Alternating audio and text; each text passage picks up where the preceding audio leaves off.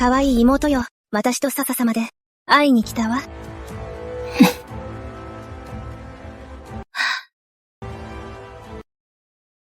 今日はね、いい知らせがあるの。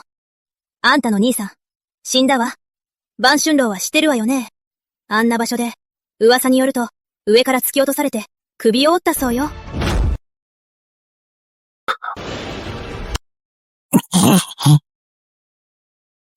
あんたの父親、姉子、私の優しいおじ上は、戦死したわ。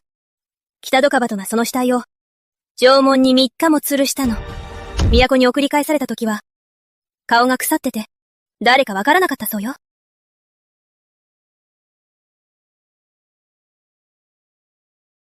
あんたの母親、あのバカな陸士はね、夫が死んで息子も死んだって聞いて、その夜に首を吊ったわ。なぜなの？なぜって？なぜかって？なぜか知りたい？あんたが死ぬべきだからよ。武家の野良犬のくせに、なんでオカムーンになれるの？なんでオタ州のみんなに褒められるのよ。もういいわ。もう皇后様に会いに行くわよ。そうね。お母様。腹が立って仕方ないの。なんで私たちを見下すのよ。なんでも。ともかく。この子は軍功で、あんたには、剣士の称号を、霊道には、生の座を。私には、馬名夫人の地位をくれた。それに長年、私を母と慕ってくれたわ。死ぬ前に、会いに来てやったのよ。何見てんのよ。あんたが私に借りがあるのよ。人豚にされたのも、当然の報いよ。何か言いたい？もう喋れないわよね。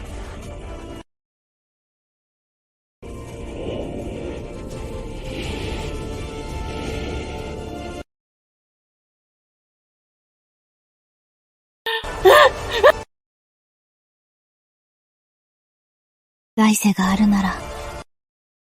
もし、来世があるなら。ニーのお嬢様、奥様からのお尋ねです。大お嬢様のための報奨はいただけましたか？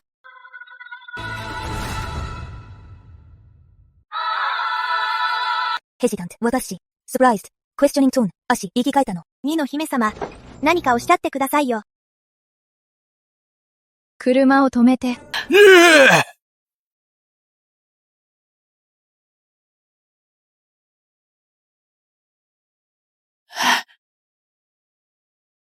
二の姫様、どうなさいましたか？そうでした。奥様が用意するようおっしゃったものです。二の姫様、早く着替えてください。その先方は血で染まり、穴も開いております。お屋敷に着て帰るにはふさわしくありません。さあ。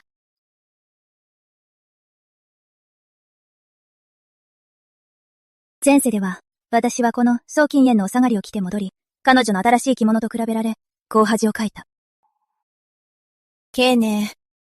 なぜ私の去年の着物を着てるの？てっきり、とっくに捨てたと思ってたわ。妹はね、一日中武器を振り回す娘だから。質素な着物でちょうどいいの。良い着物を汚さずに済むでしょ。二の姫様、ジョイの件ですが、あなたは先に屋敷に戻り、奥様に伝えて、セーム氏は後ほど届くと。サプライズ、エンファティック、はい。前世では、私の武功で、宋真炎のために剣士の称号を手に入れたが、その代償として手足を切断され、人呪無にされた。柳氏は20年前、したかに私と兄の身分をすり替え、自分の子供たちになり変わらせ、長男の正妻の地位を奪った。他人のものを横取りしたのだ。宋真炎は一生をかけて、私の武功と才能を盗み、私を踏み台にして出世し、最後には私を粉々に打ち砕いた。今世では、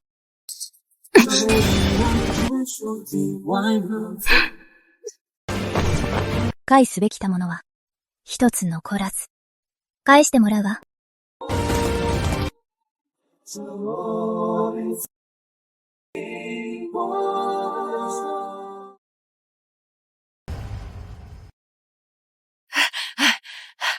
奥様、お嬢様を剣士にするという聖旨が、後ほど届きます。本当なの？ええ、よかったわ。面頭は、まだ元服もしていないのに、セコに封じられた。柳氏は実品不明を受け、今度は、四元も剣主に封じられる。我が甲府は、孫青寧という、まさに宝を手に入れたな。私が元服もせずにそこに封じられたのは、ティアコに響き渡る才能のおかげだ。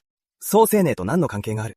その通りよ。モコニの少しはあるが、主な理由は、横の学識が、都で一番だからよ。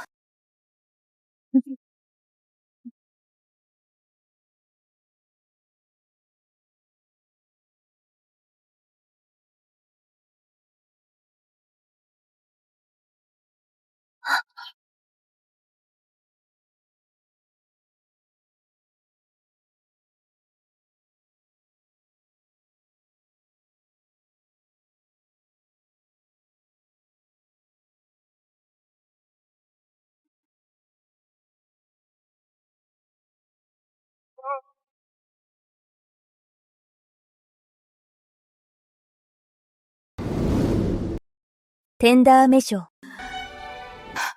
舞の青年、おばさまにご挨拶を。早く立って。床が冷たいわ。この子は、どうしてこんな格好で帰ってきたの？服を送ったでしょ。こんな格好でみっともないわ。シーニー。戦場は危険だわ。女性が軍にいるのはなおさらよ。軍港を建てるのは容易ではない。自分のために使うべきよ。他人のために使うのではなく。プレイフル、お嬢様。ビクシエ様、何をおっしゃるのです。ミソは大房の嫡出です。老房は甲府の柱です。大房が栄えてこそ、甲府の者も栄えるのです。そうだ。確かに一理ある。経年には、あまない頃から教えてきました。甲府は皆一連卓勝で、苦楽を共にするものだと。常年に風号を請うのは、あなたが自ら望んだこと。そうでしょう。皆一連卓勝だと言うが、冴えるのは、柳氏の子供たちだけ。私と兄は骨の髄まで吸い尽くされ、家族4人、誰も生き残れなかった。この世では、すべてを本来の軌道に戻す。アフーエは私の軍港で、シトーネを、剣手にしたかったのですね。なぜもっと早く教えてくれなかったのです？手紙を書いたでしょ？届いてないの？スライスフェッシングトーンの修実。トートフル。クエスチョニングトーン。何の手紙ですか？きっと途中で何か手違いもあったのね。でも大丈夫よ。今からでも間に合うわ。今すぐ陛下に並轍して、シトーネの封号をお願いしてちょうだい。さあ行くわよ。遅すぎます。ストライスがクエスチョニングトーンシーって何が？ラブリ。エンファティック調子動作、スラス。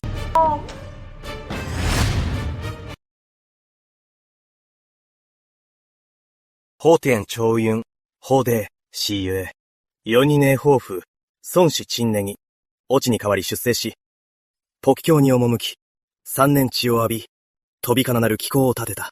ジェンは甚だ喜ばしい。黄金千両、絹100匹。そしてシドジの冠を賜る。その功を称え、金数。ご恩に感謝いたします。ソジョン軍、お受け取りください。陛下の恩恵に感謝いたします。ねえねえ抱負は、下方法者ですな。宋に将軍は、まさに女傑。この恩師は武将の中でも、初めてのものですぞ。特に、あの呪々の冠は、もう皇后様が、どうしてもと、宋将軍に餓死されたのです。感謝に超えません。違います。このような恩師はいりません。青年は身分が卑しいので、軍港と引き換えに、甲府の正室の娘に、剣士の封号をお願いしたはずです。皇后様、陛下に変えていただくよう、精進を変えていただくようお伝えください。年々甲府は、陛下のご恩を疑うというのか。皇后様、どうかお怒りをお鎮めください。気前の軽率な発言で、決してそのような意味ではございません。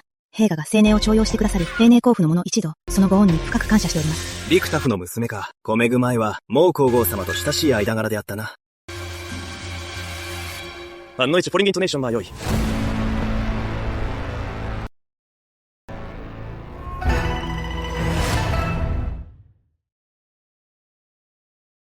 どうしてそんなに自分勝手なの？せっかく立てた武功を、自分のためにこんな、金銀財宝なんて俗物に変えて、甲府の対局を少しも考えていないのね。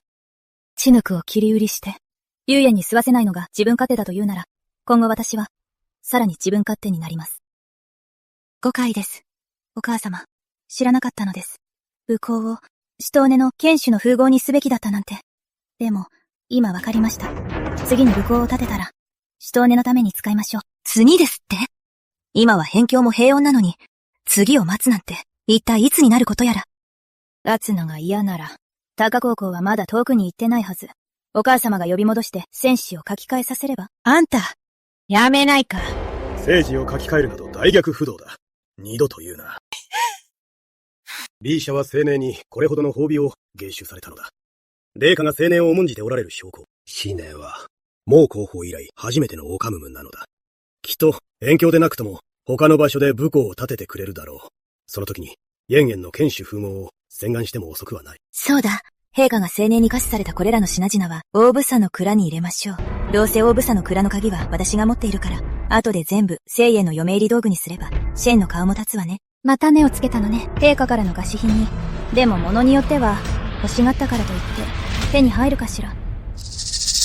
お母様の言う通りに、ですが。大王子様方もいらっしゃるので、ちょうどいい機会です。寿命を開き、族譜の修正を。族譜の修正を。族譜の修正が必要なことって何？騒動を開き、族譜を書き換える。族譜を書き換えるほどのことなんてあるの？ダメよ。前回騒動を開いたのは、私の軍港で母上に筆品不明を賜るため、母上は宗師歴代で、初めての不明婦人として歴史に名を刻みました。その前に騒動を開いたのは、私の軍港で、重慶の世子就任を前倒しするため、重慶は元服前に世子となり、我がその連令を作り、族譜にも記載されました。今回、長老方がお揃いなのは、族を開き、族聞かえるためでしょ？そんなことあるか？これは、まずいだろ。てっきり今日は嫁にが剣手になり、族譜に名が刻まれると、長老方をお招きしたのに、今は、今日は族譜を書き換える必要などありません。私が命がけで戦場を駆け巡り、立てた軍港で永年甲府に栄誉をもたらしたのは、歩道を開き、族譜に名を刻むに値しないと？軍港と、口港と豪と、口を開けばそればかり。孫青年、少しばかり軍港を立てたからって、偉そうにしないでちょうだい。ええ、大したことありませんよ。ヘベに記録されただけですから。母上がそれほどまでに、軍港を軽んじるなら、いっそのこと、その一品、芳名婦人の証文を、私にお返しください。あなたったら、なんて親不孝な。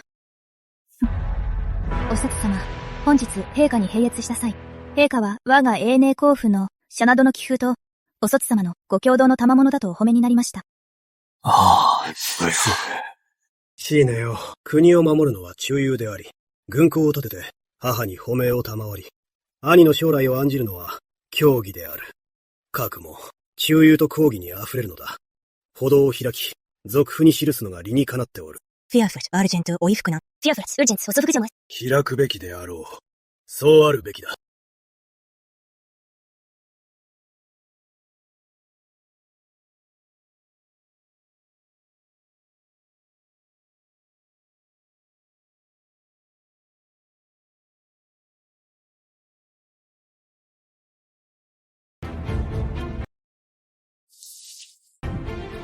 せえねえよ。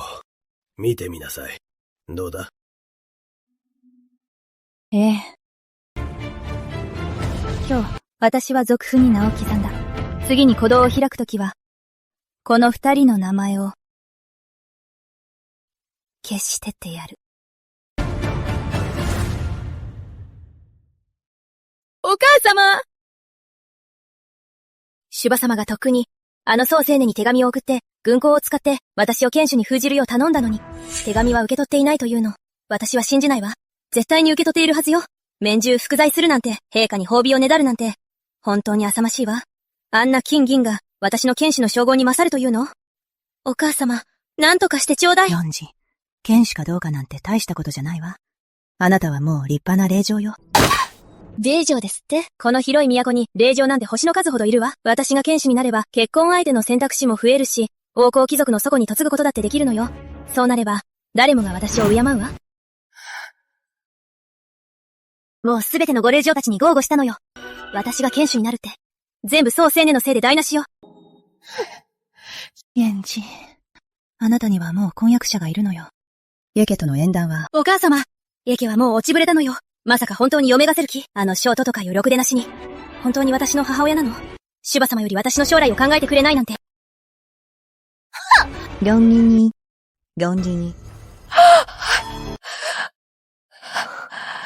奥よ。ほら。演技の心は、ますますすさんでいくわ。イェケとの縁談は、大公爵様がお決めになったのよ。あの頃、イェケと宗家は、家柄も釣り合っていたのに、残念なことに、イェケは返事があって、この1年で、イェケはもう何度も、芸能の相談に来ているの。確かにイェケは昔ほど裕福ではないわ。でも、演技が嫁ぐときは、私の嫁入り道具を、すべて持たせるつもりだったの。私はずっとあの子のことを、気にかけてきたのに。姫様が参りました。ボム様、お体を大切になさってください。これは張先生から、いただいた七花丸です。7日おきに一粒飲めば、咳や喘息が和らぎますわ。名医の張先生のこと？この薬は大金を出しても手に入らないと聞くわ。私に使うのはもったいない。やはり持ち帰りなさい。もったいないはずがありませんわ。おば様、どうぞお体を大切にしてください。先生では、この6粒の七花丸は、柳氏に奪われ、宗親燕兄弟が第二孤児に取り入るため使われた。それこそ無駄だったわ。その着物、去年作ったものね。また少し背が伸びたから、生地はもう用意してあるの。3日もあれば仕上がるわ。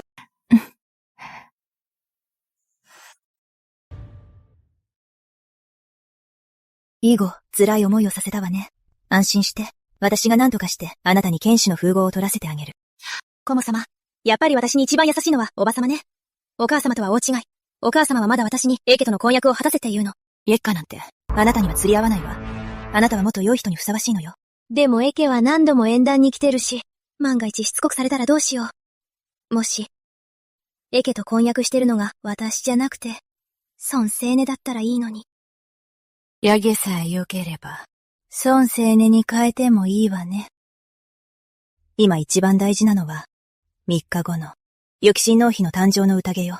2つ目の年ではないけれど、途中の、娘のいる名家を招待したの。雪親王の祖母は、まだ未婚よ。この誕生の宴はね、世子のお相手探しの意図が見え見えよ。もともとは、あなたが金氏の風貌を得てから参加する予定だったの。その身分があれば、令嬢たちの中でもきっと際立っていたはず。disappointed。残念だわ。でもね。奥様、金銀や布地はすべて蔵に入れました。奥様のお言いつけ通り、一番良い装飾品をいくつか選んできました。ご覧ください。わあ、すごく綺麗。この真珠、どうしてこんなに光ってるの？本当にそうですね。私も選ぶときに見とれてしまいました。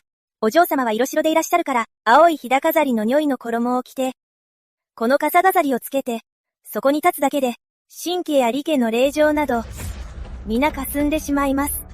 綾瀬子がいくら見る目がなくても、一目でうちのお嬢様に国付けですよ。わあ、芝様、これがいいわ。これをつけて、誕生の宴に行くわ。この頭飾りがあれば、きっとシャセ子も、きっと私を気に入ってくれるわ。あなたは下がって。はい。ええ、全部4年二時のものよ。でもこれは陛下が宗珍年に貸し出されたものでしょ？あの子が騒いだら、どうしよう。騒ぐ？あの子にそんな資格があるの？言ったでしょ？これらの品はね、長男一家の蔵に入ったのよ。蔵の鍵はちょうど私が持ってるの。誰に使わせるかは、私の勝手よ。カマ様は本当に優しい。お母様とは大違い。奥様大変です。二のお嬢様が変額を叩き割りました。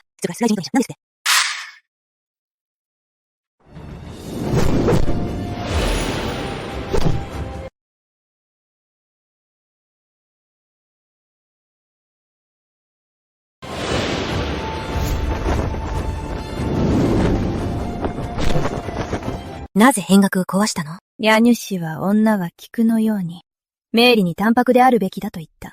私には争うな、と言いながら、自分の娘のために、大部差のすべてを食い物にしている。私は好きじゃない。日周格。日周という言葉はとても華やかだ。あなたに耐えられるの？あなた。魔風が私の剣の前に立ったのです。今日のことは多めに見るわ。院の名前も好きにしなさい。でも、余命はしとねであり、根性でもあるの。彼女の栄光はあなたの栄光よ。女というものは結局は嫁ぐ身なの。あなたも縁談の時期でしょ？彼女の身分が上がれば、あなたの縁談の際にも口添えしてもらえるのよ。すべてあなたのためよ。そう青年。今回の帰郷では、しっかり励んで、どんな手を使っても、しとねのために、剣士の称号を勝ち取るのよ。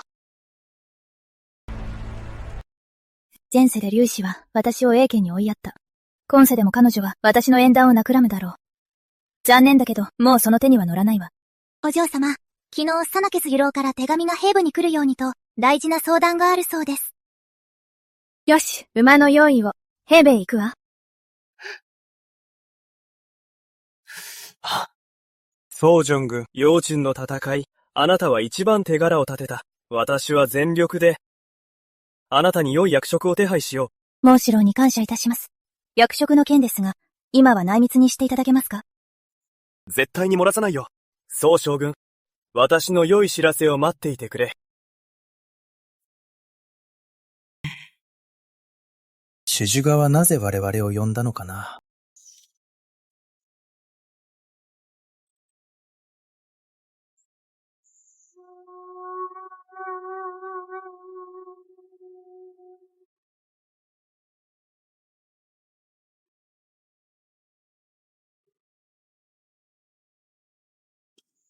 凛々しい女子だな。4騎乗行きましょう。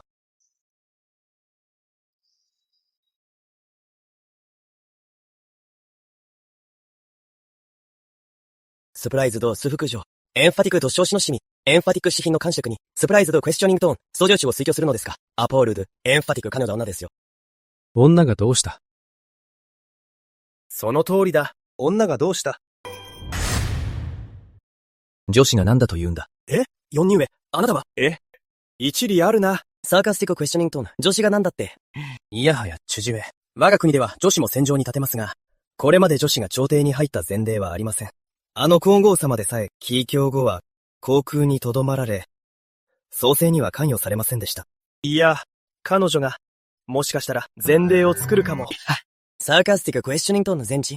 そうだな。一生読みがないならともかく、女子が嫁げば、婚家に従うもの。どこの名門が、身内の女子を表に出すと言うんだ。ましてや、朝廷に重視するなど。はぁ。宋将軍はまだ18歳。せめてあと2年、婚期を遅らせてほしいものだ。結果はどうあれ。まずは試してみないと。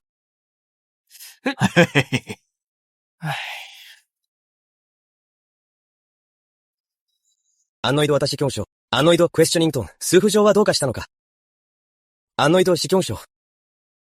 アンノイド司教書。アンノイドクエスチョニングトーン。総上書にはやったことは。アンノイド司教書。いや。会ってみればいいだろう。そうか。会えばいいんだ。ちょうどあさっては、母上の誕生日の宴だ。よし、住む屋敷に戻って、総青年に、招待状を出そう。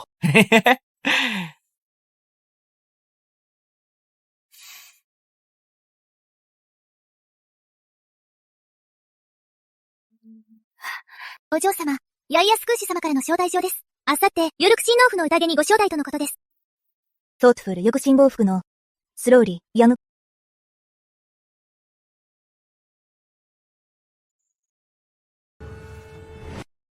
前世では、柳氏に戦場から帰ったばかりで活気立っているから、歌人に会うのは不吉だと言われ、貴族の女子の作法を知らないから、行けば公爵府の恥になると、その言葉を信じて、おとなしく家にいた。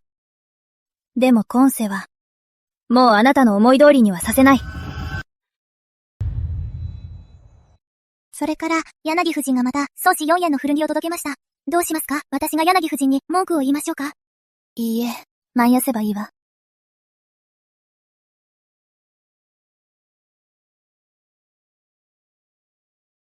綺麗。本当に綺麗。初めてつけたわ。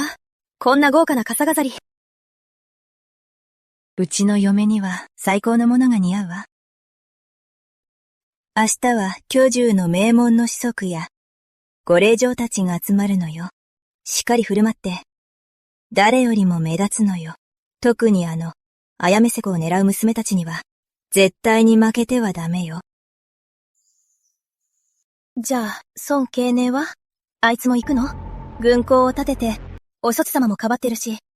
もしあいつが行って、私の毛飾りを見たら、絶対に騒ぎ立てるわ。あの子なら、裏庭で、おとなしく絵を描かせてるわ。腕が落ちて、明月線の名に傷がつかないようにな。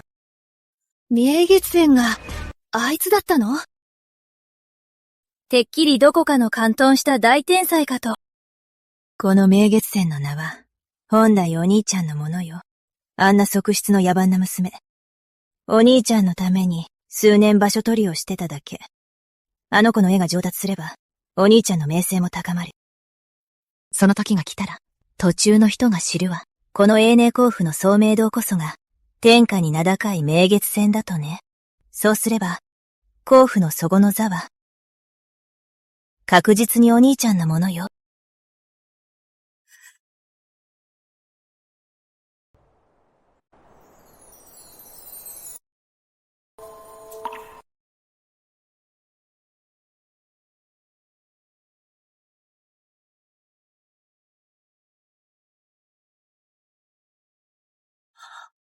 わあ、秋夜。その髪飾り素敵ね。三重中のものみたい。それって、どなたからの賜り物なの？声が大きいわ。セド様のお着丈選びらしいわよ。多度の令嬢が勢揃いね。誰が選ばれるのかしら。唯言は器量よしで、教養も才能もある。お卒様はあの王女、リュクタスだしね。残念だわ。イェケと婚約しているなんて。ただの婚約よ。エセンがいとこを幸せにしてくれるなら、祝福するわ。それって、そのソーチーネなあなたの婚約者を奪ったってこと？そんな風に言わないで。いとこなのよ。まだいとこだなんて思ってるの？ユンエンあなたは優しすぎるのよ。宝釈家の着女なのに、ショコはどうしようもないわ。根が腐ってるのよ。気にしないでシーヤン。今日は若くて有望な人が多いし、ヨーソンより良い人はたくさんいるわ。良いご縁が見つかるかもしれないわ。イェーションなんかに嫁ぐ気はないわ。私の目標は、有心農夫のセコ様、慶雲霊よ。行くわよ。はぁ、四なに上。なあ、一体誰がそう中年なんだ。どいつもこいつも着飾って、下心が顔に出てる。特に金色の平飾りスカートの娘。髪飾りは綺麗だけど、彼女が被ると、まるでクジャクだな。あれは、母上の髪飾りだ。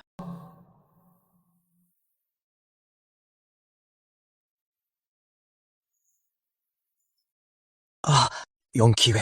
俺はもう、つらかるよ。兄上も一緒にどう？遅かったな。どこへ行くの？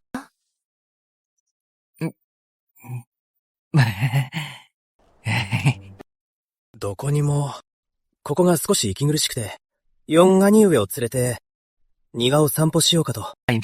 ヘシタントナ、クリプトシス。ヘシタントシゴンショ。皇太子が急死してから、現人は孫に恨まれ、的を追放された。魔徳に戻り権力を握ったが、無口で冷たくなったわ。雲と同い年だし、とっくに妃を見とる年よ。今日は、都の令嬢が勢揃いよ。誰か気に入ったら、おばさんに言いなさい。お気遣い感謝します。だから、あなたたち今日は、誰一人王府から出てはダメよ。後で、令嬢たちがお茶を飲みに来るわ。あなたたちはビゾンの後ろで、しっかり選ぶのよ。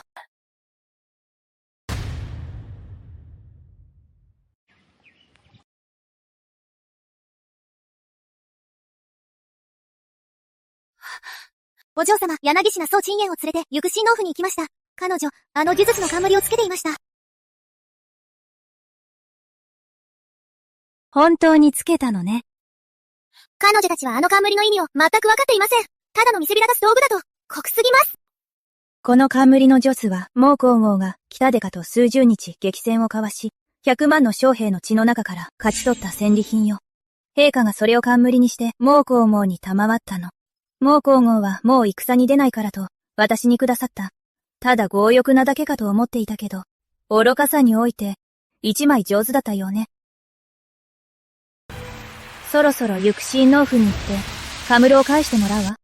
お嬢様、馬の用意をしてきます。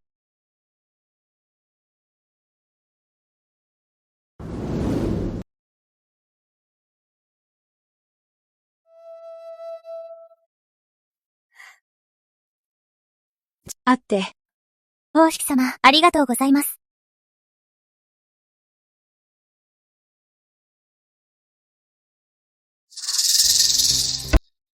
ソイノの社運デーは幕の後ろよ。しっかりアピールしなきゃ。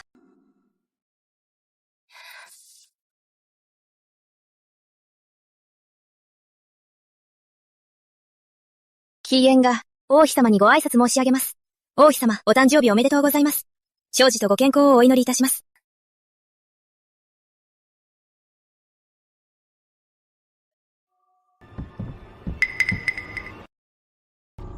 さあ、立ってちょうだい。あら。その冠、なかなか個性的ね。艶があって、とても似合っているわ。王妃様ありがとうございます。これは陛下からのちょっとした賜り物に過ぎません。お褒めいただくほどのものではありませんわ。まるでクジャクだな。気取って。計算高い女だ。屋敷に入れれば、家庭の輪を乱すだろう。そりなさい。はい。待て。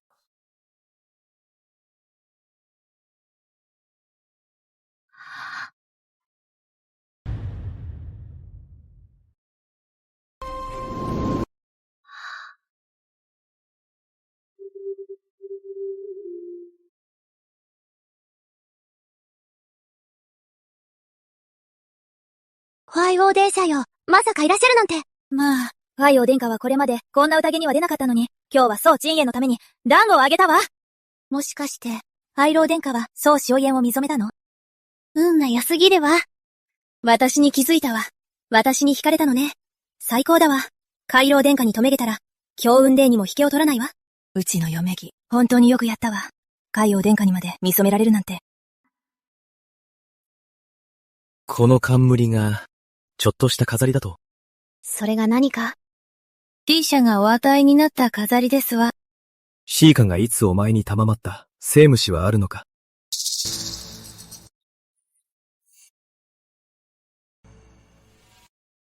彼女のものじゃないの？君主を欺く大罪よ。男爵、どうかお怒りを。この冠は、確かに陛下からの賜り物ですが、青年への賜り物でして。青年は気の利く子で、人間が誕生宴に参加するのに、まともな装飾品がないと体裁が悪いからと、それでこの冠を盛宴に送ったのです。姉妹の情が深いのは美談とも言えましょう。姉妹の情だと？美談だと？この冠が誰のものか分かっているのか？この冠が誰のものか知っているのか？ B 社が青年にお与えになったものに決まっています。20年前、北トゥカが攻め入った時、選定は10秒だった。もう皇后は父に代わり出征し、岩門劇の外で北トカと数十日激戦を交え、自らの手で北トカ王の首を跳ねた。この玉は、北トカ王の王冠の玉だ。選定はその功を称え、名を賜った。上智と。分かっているのか？この玉は三軍の優勝しかつけられぬ。分かっているのか？この玉は類稀な行進しかつけられぬ。あの亡き将士たちが眼中にないというのか？もう皇が眼中にないというのか？先行すらも眼中にないというのか？知らなかったの。これが皇后様のものだなんて。そうです。私たちは何も知らなくて、皇后様の女児だなんて。全部あの宋青年のせいです。そうよ、男爵。どうか、罰しないでください。うちの聖言を全部宋知念が聖言に送ったんです。よかった。宋青年が招待状をもらえなくて、ここに来られなくて。この資材は、あの子に被ってもらうしかないわね。まだ悪いことに、どうして皇后様は、こんなものをあの子に？孫地に、ムーアゲが血であがなった栄養。身の起源取りに使うとは。いつ私が、この冠を、怒ると言ったのかしら。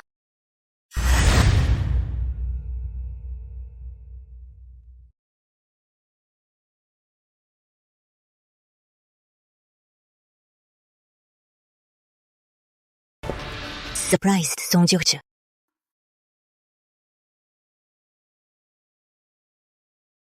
ミッシャメよ、どうしてここへ？王府の宴に、招待状をいただいたわ。なぜ来てはダメなの？私がここに来たのは、あることのためよ。なぜ陛下と皇后様が餓死された数文字が、お姉様の頭にあるの？でたらめ言わないで。あなたがくれたんじゃない。あら、いつ言ったかしら？証拠はあるの？口で言っただけじゃない。証拠なんてあるわけないでしょ。証拠がないなら、盗んだってことね。盗んだものなの？盗んだのね。そんな人だったなんて。あれ、盗んだものだったのね。道理で聞いた時に答えを濁したわけだわ。盗むだなんて。姉妹なんだから、ちょっと借りただけよ。お母様、これが普通の宝飾品なら、姉妹で貸し借りしても文句は言いません。でもこの冠は別です。ただの飾りではない。かつて孟公孟が軍を率いて、北戸家を討伐した際の戦利品。大勢の兵士たちが、血と、命と引き換えに得た栄誉栄華の象徴なのです。ケーネ、こっちに来ないで。この冠は陛下からの恩賜であり、朝廷が忠臣を称えるものであり、大衆の国威そのものよ。あなたが目立つために使う、おもちゃではないわ。あなたはこれを被って、ちやほやされているけれど、考えたことはあるの？戦場に骨を埋めた兵士たちを、彼らは家に帰ることすらできなかった。彼らが命と引き換えに出た栄誉を、あなたのように、虚栄心にまみれたものに盗まれるなんて、彼らに顔向けできるの？もう被らないわ。私が悪かったわ。悪かった？いいえ。ことの重大さに気づいただけでしょう。先行によるごたひまの生物を、勝手に持ち出し、勝手に身につけた。これは、天恩に背き、英霊を冒涜する大罪よ。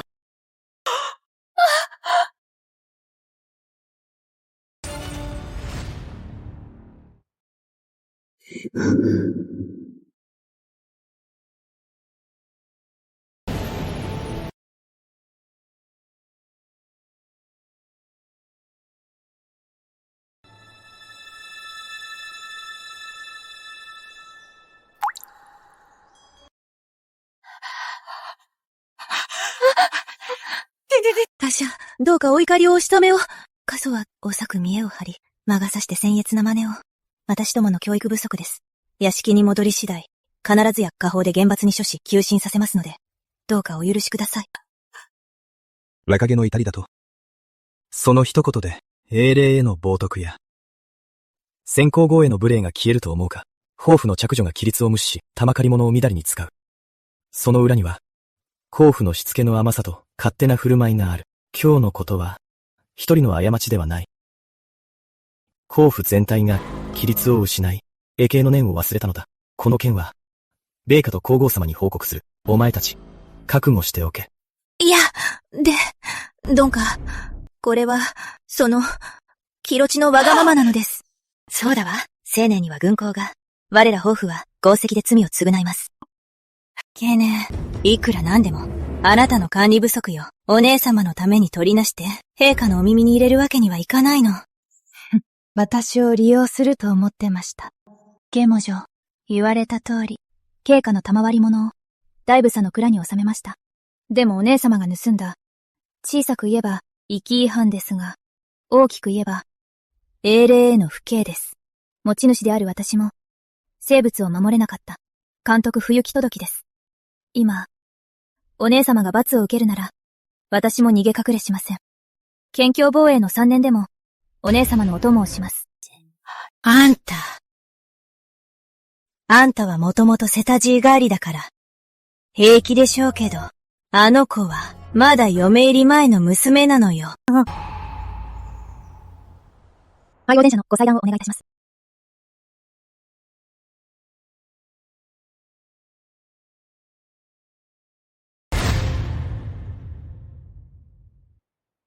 ラウディ、火事だ。裏庭で火事だ。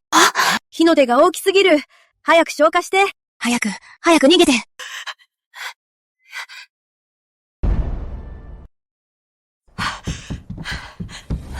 お父様、清須のために公平な裁きを。青年が、ヨーク親王妃の誕生日の宴で、皆の前で、よれ目を侮辱したんです。家友を盗んでかむったと、廃王殿下からもお叱りを受けて、甲府の教育がなっていないと。お卒様、青年が、わざと私に恥をかせたの。途中の人の前で、英霊を冒涜したなんて。私にそんな度胸あるわけないわ。ケーネ、帰ってから話すべきだろう。王府であんな騒ぎを起こし、抱負の恥をさらすとは、みっともない。おそつ様、あの場で釈明しなければ、明日にはご次第から陛下へ上奏され、皇府が弾劾されます。合心を盗んだとして、そうなれば、体面を失うだけでは済みません。キーネの冠は陛下からの餓死品よ。キーが勝手に被って出かけること自体、そもそも理屈に合わないわ。あら、リュクシェイさん。どういう意味ですか？ミカソはあなたの字の娘でしょ？他人の肩を持つなんて？雲樹へ、私が思うに、青年は功績を鼻にかけて、少しばかりの軍功を傘に来て、甲府を軽んじているのです。お前たち二人とも落ち度がある。北津はガサ品の成就冠を無断で被り、礼儀知らずで奨栄心に駆られ、言語道断だ。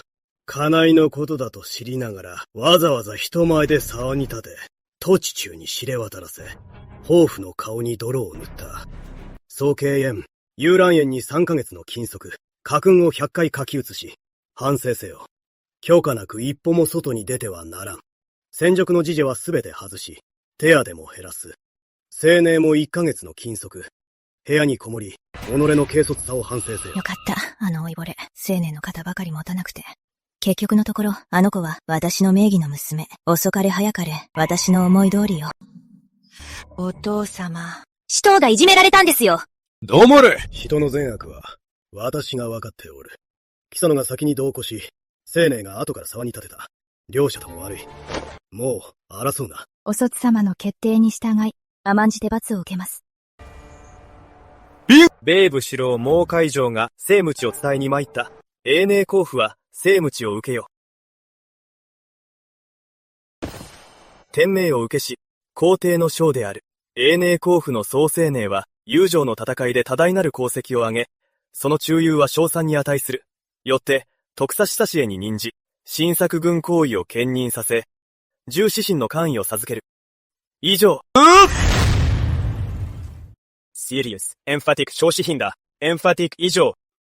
サプライズドウィスパー、シリンス。サプライズドウィスパー、あの子が。まさか管理になるなんて。アージェント刑事、アージェント、エンファティック。早く受け取るんだ。アージェント、ラウドリー、早く。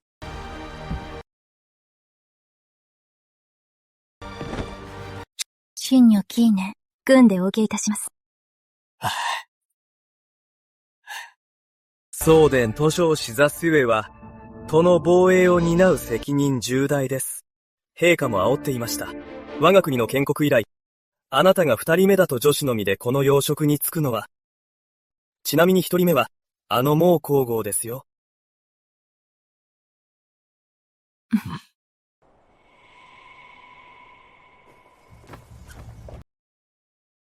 よくも文句が言えたな。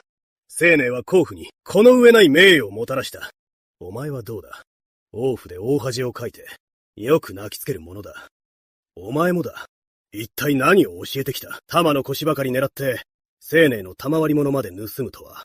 今日から、木曽路は謹慎だ。遊覧院から一歩も出るな。なぜ側室の娘が役人になれるんだ？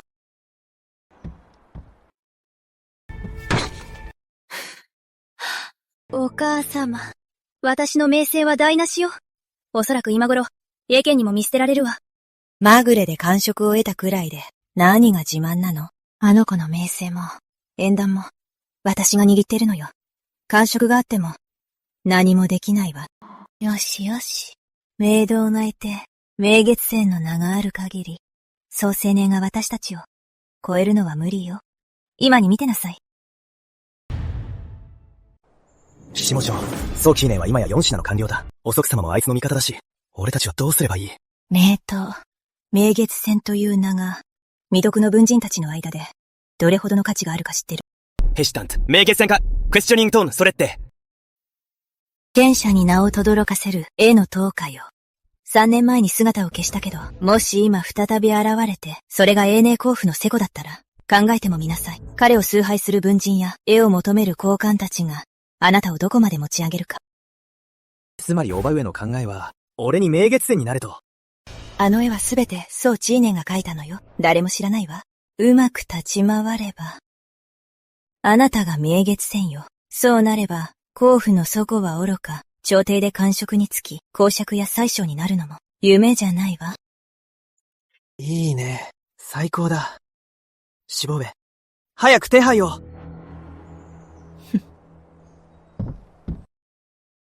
ケーネ、会いに来たわよ。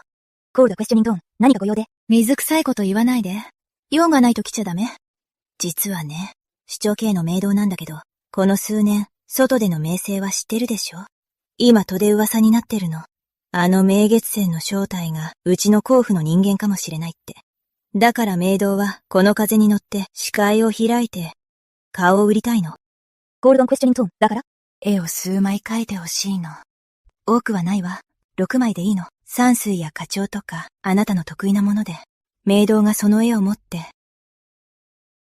さりげなく、自分の印象を見せれば、正体が証明されるわ。あなた。いいわよ。ええ。ちょんじしてくれたの？ええ、6枚ね。3日後に取りに来て。あら、よかった。本当に聞き分けのいい子ね。命導が有名になれば、あなたにも恩恵があるわ。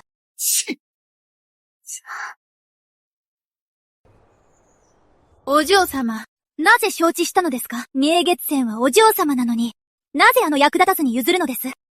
本理氏、人は、どの高さから落ちるのが、一番痛いと思う？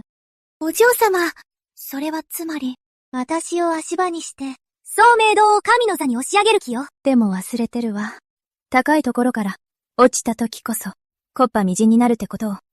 あいつを、途中の人々の前で、明月仙という神の座から引きずり下ろしてやる。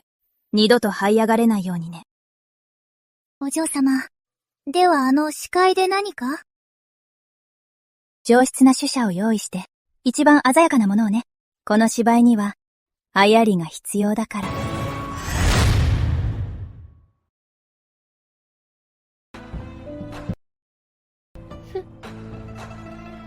ケーネ、優雅なことね。カーブ、クエスチョニングトーン、宮司嬢、何かご用で。小文城に明月仙の絵を催促されてきたの。約束したそうね。6枚よ。期限は3日。もう1日過ぎたのに。なぜ半分しかかけてないの？最近公務が忙しくて、書く時間がないの。公務？駒についたからって、久保上に逆らえると思わないで。この甲府での自分の立場をわきまえなさい。あなたはただの、甲府の力があってこそ、ここまで来られた小娘よ。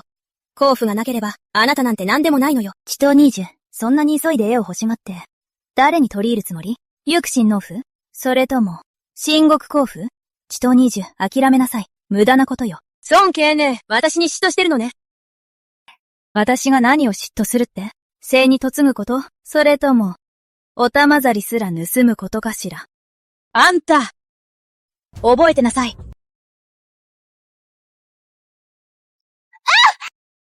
ノブス、お仁王様。どいて。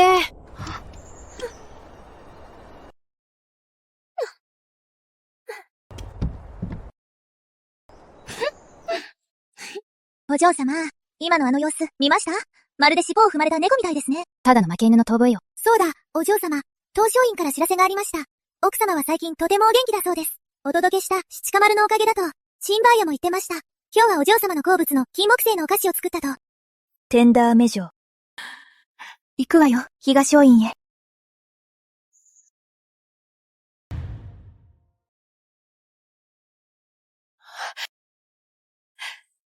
ニージ来たのね。ヘベでの仕事は大変じゃない？平気です。おばさま。また針仕事を？チョニさんのためよ。東湖書院に行ったから。シャル服が必要でしょ？どうせ暇だから。お嬢様、ちょうど良いところに、出来たての砂糖菓子です。まだ温かいですよ。それと、こちらのハスの実スープも、柳夫人が朝一番でお届けに、熱を冷まし、精神を安定させるとか。バモ様、お飲みにならないで。どうしたの？ジャン先生が言っていました。この七か丸は、ドンの性質があり、レンの実は、カンの性質があると、同時に服用すると、薬効が薄れる可能性があります。ここ数日は、服薬の重要な時期ですから、下げた方が無難です。ひとまず、下げてちょうだい。待って。パーリシに持って行って。無駄にはできないわ。はい。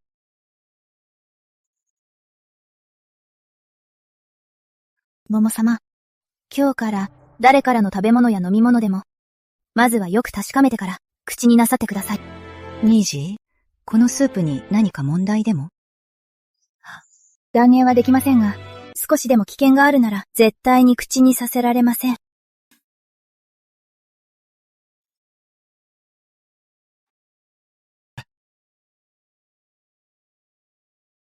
兄上。今日、三重月線の絵が、詩の鑑賞会に出るとか、私はね、すでに人をやりました。知らせが入り次第報告させます。おい、皆さん、ご存知ですか？私はかつて、明月仙台先生が絵を描くのを見たんです。グエモとヨエンズですよ。その筆遣い、その背き。まさに神業でした！三重月線を見たことがあるのか？素顔を見たのか？もちろんです。でもそれは6年前のことなので、今会ってもわからないかもしれません。ですが、彼の印象ならわかります。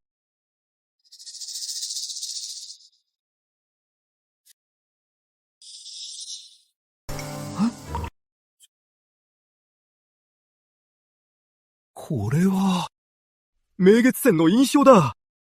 あなたが明月線大先生でしたか？わしにも見せてくれ。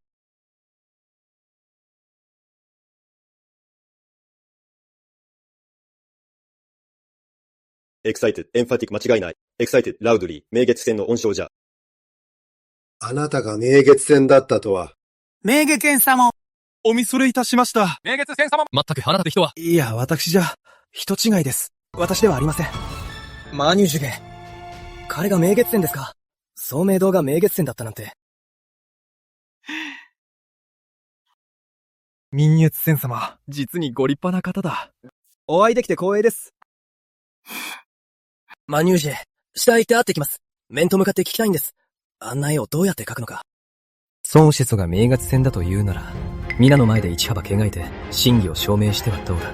そうすれば疑う者も黙るだろう。そうだそうだ。はいお殿下のおっしゃる通りだ。孫世子。皆の前で一幅描いて、ぜひ我々に見せてくだされ。そうですよ、そうせと。一束描いてくださいよ。ぜひ、一束。そうだ！描いてくださいよ。手に古傷がありまして。ホルシャツだと、曹祖子が明月線なら、絵を描くなど造作もないはず。書ひなを一束描くだけだ。長巻を描くわけでもあるまい。なぜ辞退するのだ？もしかして、描かないのではないか。にゃがけないんだな。まったくだ。まさか偽物じゃないだろうな。孫子祖が明月線なら、絵を描くなどお手の物のはず。まさかやましいことでも。私は、本当に手に古傷があるんです。先ほど印象を持った時は、なんともなかったじゃないですか。絵を描くとなった途端、手の傷が痛むというのですか？描いてくださいよ！証明してください！そうだ！わしも、絵を愛するものだ。本当に明月線なら、書ひなを描くなど、造作もないことだろう。どうしても無理なら、梅を一枝か、蘭を少しでもいい。まさかそれすら。割愛がここにないのです。修本館には文房手法がすべて揃っている。そうせこ、必要なものを遠慮なく言え。ウィスパー教授、ナーバスとクエスチョニングトーン、まさか本当に伊賀者では？彼女はとっくに知っていた。最初からな。なんだあの顔色は。もしかして描けないのか？みゃがけないんだ。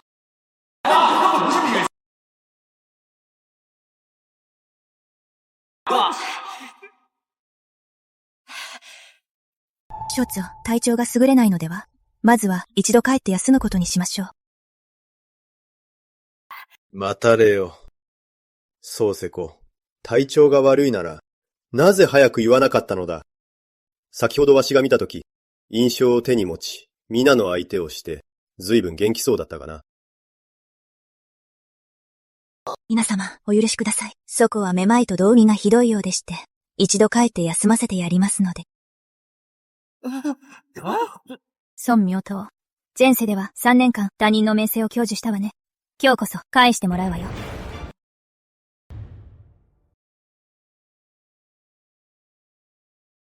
串本女、どうすればいいんですか？どうすれば皆の前で絵を描けと言われましたが、私に描けるわけがありません。まずは落ち着いて。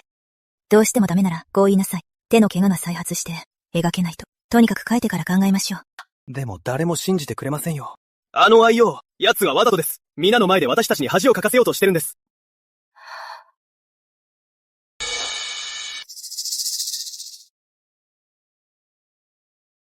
コモ嬢。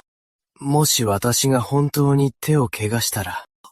スプライズドライジングイントネーションなんですって。絵を描かずに済みますよ。傷が治ったら、また皆に説明します。それなら、少し我慢しなさいよ。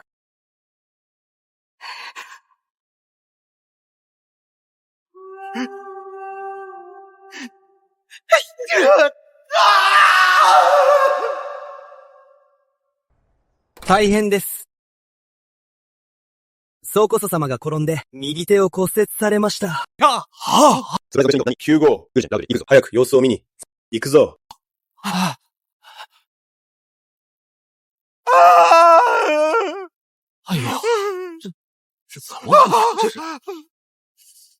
これは重傷だな。申し訳ありません。絵を描く件ですが、延期するしかなさそうです。延期？ソンメイド。今日やり過ごせばごまかせると思ってるの？今回の怪我でかげたのは手だけじゃない。退路もすべて断たれたのよ。前でも後でもなく、よりによって絵を描くときに転ぶとは、いくらなんでもできすぎだろう。誰か、総将子殿を屋敷へ送れ。医者を呼んで手当てさせよ。奴は明月戦なんかじゃない。苦肉の策を演じているんだ。そうだ、その通りだ。まったくだ。ヌツは偽物だ。ゆっくり。子は気づいたか。マニューゲ。奴は明月戦ではない。なら誰が明月戦なんだ。スカイマスフォリングイントネーション。さあ、痛いぞ。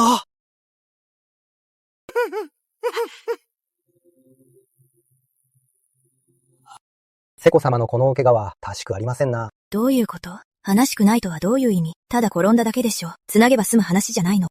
ただの骨折ではございません。肘も手首も折れており、その間の骨も砕けております。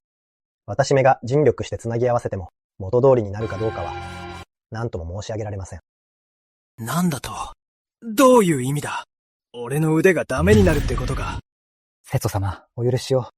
私の未熟な医術ではただ、全力を尽くすしか。エンクリアラウトリッシュセロ。エンクリアゼンファティック全クイン出ていけ。どう落ち着いて、別の医者を探しましょう。きっと治るわ。マフーエのせいだ。マフーエが入れ知恵したからだ。何が明月戦だ。何が死の会だ。おかげで、俺の腕はダメになり、多衆の笑い物だ。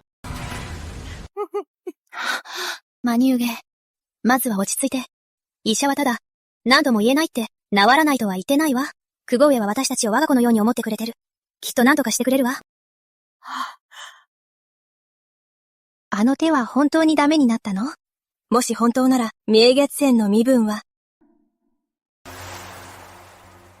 お嬢様、恥息子の手紙には何か重要なことでも？オースコマ。まさか遅効性の毒だったとは。長く服用すれば、五臓六腑を傷つけ、じわじわと命を奪う。そうよ。毎月のハスの実スープに隠されていたの。ヤノシ氏は悪辣すぎます。何年も奥様を毒殺しようとしていたなんて。ジョニャンゾは毒理や医術に精通しているわ。彼女にしか、母上の体内に蓄積した宗子の毒を完全に解くことはできない。一刻も早く彼女を都に呼び寄せて治療してもらわなければ。でも、お嬢様、今は城門の警備が厳しく、理由なく城外に出るのも、人を都に入れるのも困難です。通常の手段では無理ね。実権を握るものでなければ、特例で文を送り、人を都に入れることはできない。廃王電車のことですか？ええ。今朝廷で、兵権を握る歪王殿下だけが城の防衛を自由に動かせる。密かに私を助けられるのも彼だけよ。これは公爵家内部の秘密や毒殺事件に関わるから、公にはできないわ。すかに彼に頼るしかない。うん。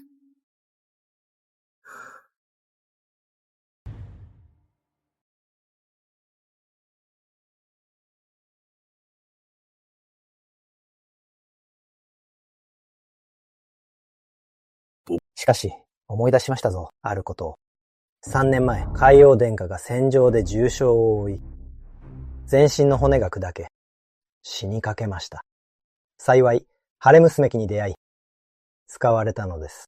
肉や骨を再生する飛躍を。それで命を取り留めました。その薬で、ゾコの手が治るのですか？その薬さえ手に入れば、治るかもしれません。お父様、お聞きになりましたね。海王府には、セコを救う薬があるのです。海王殿下にお願いしてください。なんだと？私に頼みに行けというのか。この老いぼれが頭を下げて廃王に頼むなど、絶対にできん。お父様、ですが、セコ様は本当のお孫様ですよ。手が本当にダメになれば、どうやって甲府を継ぐのですか？それはお前自身の問題だ。そもそもお前があいつに明月戦のふりなどさせなければ、こうはならなかった。スタドテンブリンクス、おい福じゃん。スタドウィスパー、おい福じゃん。おそつ様は言ってくれないのか？もういい。私が行くわ。私が和王にお願いしてくる。たとえひざまずいて和王府の門前で死のうとも、必ず薬をもらってくるわ。でも、ファイオンがくれるかな？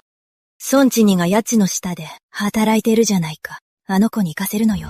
もし薬をもらえなかったら、親不孝で訴えてやるわ。痛い目を見せてやる。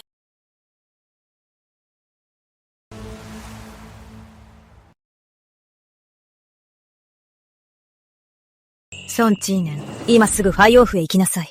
手段は選ばないわ。たとえ土下座して頭を割ろうとも、絶対に相互の薬をもらってくるのよ。相棒電車と私は特に親しいわけではありません。なぜ私にくれるのですか？お前はあの方の部下でしょ？お前が頼めばくれないはずがない。もしもらえなかったら、私はお前を訴えてやる。親不孝で兄を救わないと。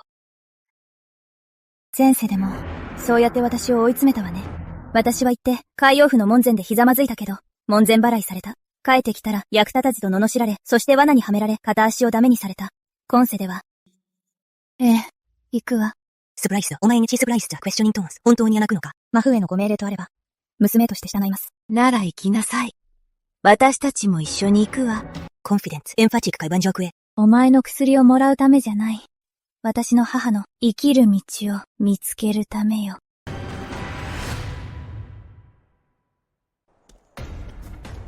早く門を叩いて。覚えておきなさい。いだざいて叩くのよ。薬をもらうまで立ってはダメよ。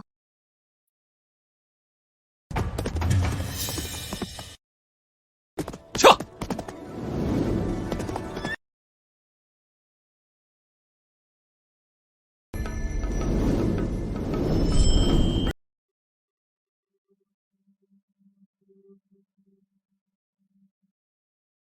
ネーネーホーフの粒子と申します。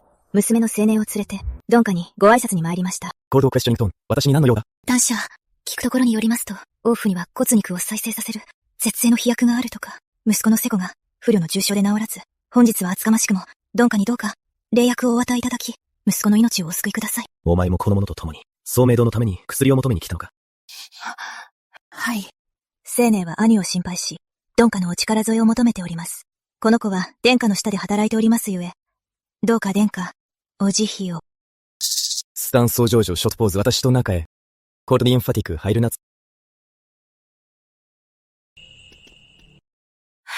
うん。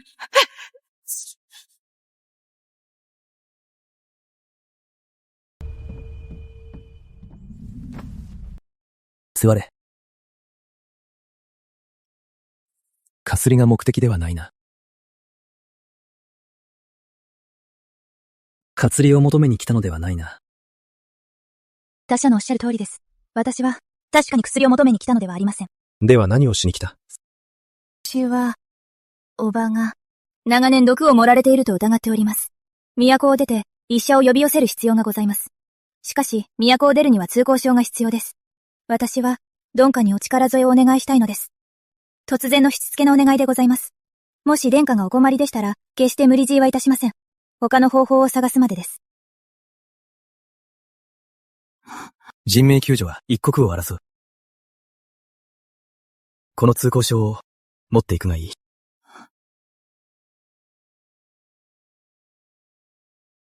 天使、なぜ私をお助けに？あの日の王府での宴で私はしっかりと見た。守るべきものを守るためなら、私も手を貸そう。感謝いたします。その飛躍は、持ち帰って報告に使え。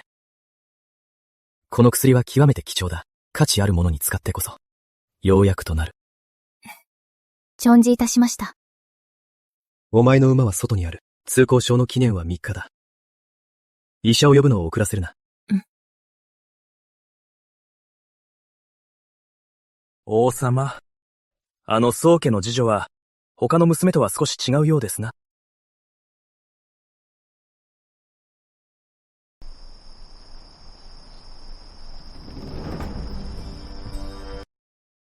エペキシネーツ、お仁王様。これを粒子に渡して、こう伝えて、私はワイオフでもらってきたと。お嬢様、これって、小麦粉ですか？あの時、私の傷薬に細工して、私を不自由な体にしたわね。今度はあなたにも味わわせるわ。ムスの腕がダメになるのを、ただ見ているだけの気持ちをね。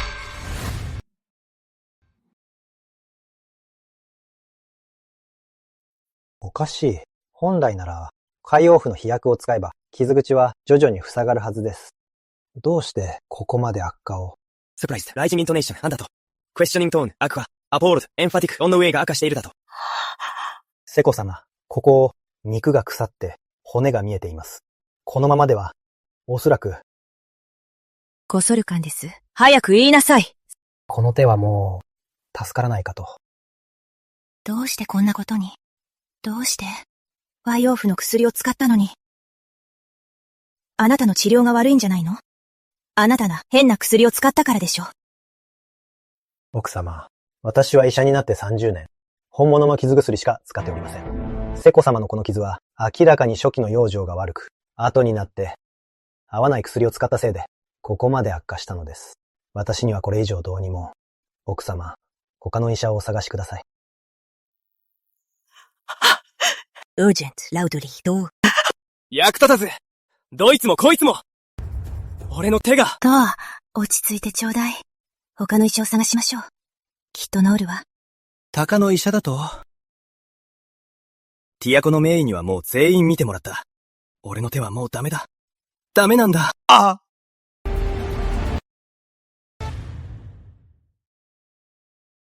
全部あんたのせいだ。何が明月戦だ。何が少子会だ。あんたが俺に明月戦のふりをさせなきゃ、俺の手がこんなになるかよ。どう？おばさんを信じて、あなたを傷つけるわけないでしょ。どけ。いっせろ。あっちへ行け。俺の手が。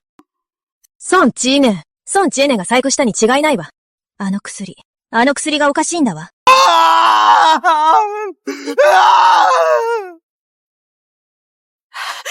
ソンチーニ、あんたでしょ。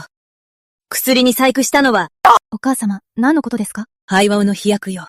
銅が使ったのに治るどころか、悪化してただれてしまったわ。あんたが薬をすり替えたんでしょ。お母様、あの薬は、海王殿下が直接私にくださったものです。私は手つかずのままお渡ししました。もしその薬に問題があるなら、海王殿下の元へ行き、はっきり聞くべきです。私にではなく。ソンチェニー、私が気づいてないとでも、あんたの企みを。お母様、信じられないなら、海王殿下に直接お尋ねになればいいでしょう。もしくは、役所に訴え出ればいい。私が合心をすり替えたと、私には、やましいことなどありません。他に用がないなら、本を読みたいので、お引き取りを。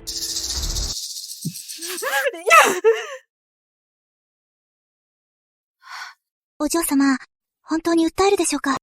できないわ。あの薬は、ワイオ殿下がくださったのよ。私を訴えることは、ワイオ殿下を訴えるのと同じ。彼女にそんな度胸はないわ。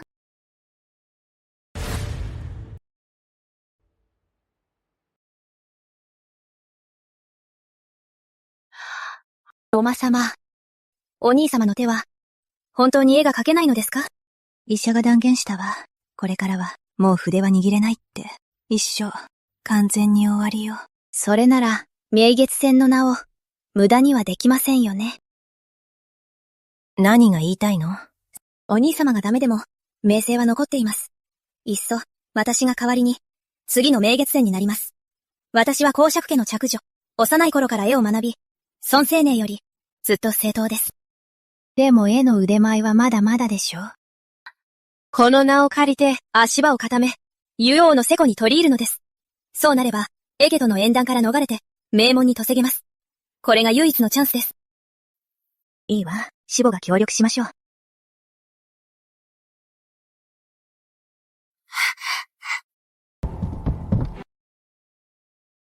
お嬢様。そうイェイエンがシーショー院へ行きました。扉を閉めてずっと話し込んでいました。こっそり立ち聞きしたのですが、どうやら、明月星のことのようです。ついに動き出したわね。サプライズ、クエスチョニングトーン、クエスチョニングトーン、ヘジタント、お嬢様が何か言いましたか？宗明塔がダメになり、柳氏の最大の切り札が消えた。宗四年は焦っているのよ。宗明塔の代わりに、芸月星になりたいのよ。あの人、かばけるんですか？もちろん描けないわ。でも、私がいるでしょ。これから柳氏は、私の絵を持ち出して、宗四円になりすまさせるわ。お嬢様、絶対大に引き受けてはなりませんよ。引き受けるわ。それに、今までよりもっとうまく描くの。お嬢様、どういうことですか？高く登らせるほど、落ちた時の打撃は大きいの。宗明堂はもう落ちたわ。次は、宗心炎の番よ。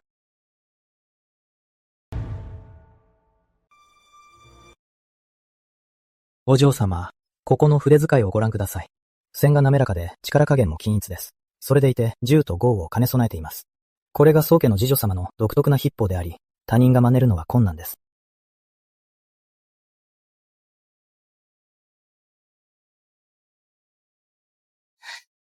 ああ、もう、どうしてこんなに難しいの？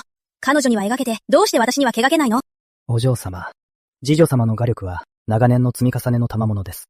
決して一朝一夕にはいきません。お嬢様、もし短期間で到達しようとしても、彼女のレベルには。無理でもやるの。ただ教えなさい。私にできないわけないわ。やそらさずに、ゆっくりでいいのよ。ええ。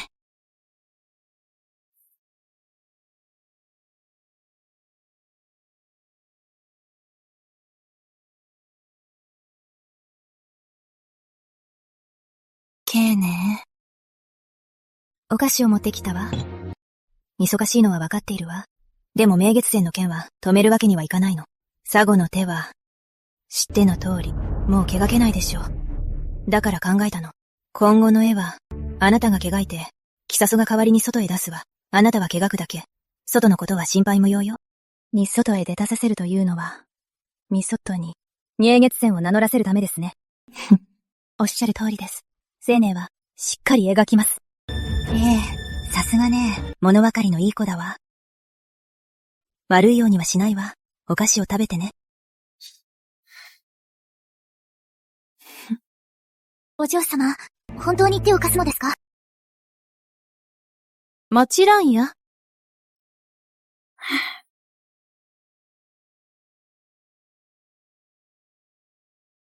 お取り次ぎをお願いします。私は永年甲府の宗知円です。雲瀬子様は書画がお好きと伺い、私の描いた絵をお持ちしました。ぜひご鑑賞いただきたく。これは宗家のお嬢様。少々お待ちください。ただいま取り次いで参ります。この絵があれば、強運霊も私が明月仙だと信じるはず。彼さえ手に入れれば、イェケとの婚約も、良縁も、もう悩む必要はないわ。そうお嬢様、セコが絵はお預かりすると、鑑賞後に返答するとのことです。お下ぎません。ゆっくりご鑑賞ください、と、セコに伝えてね。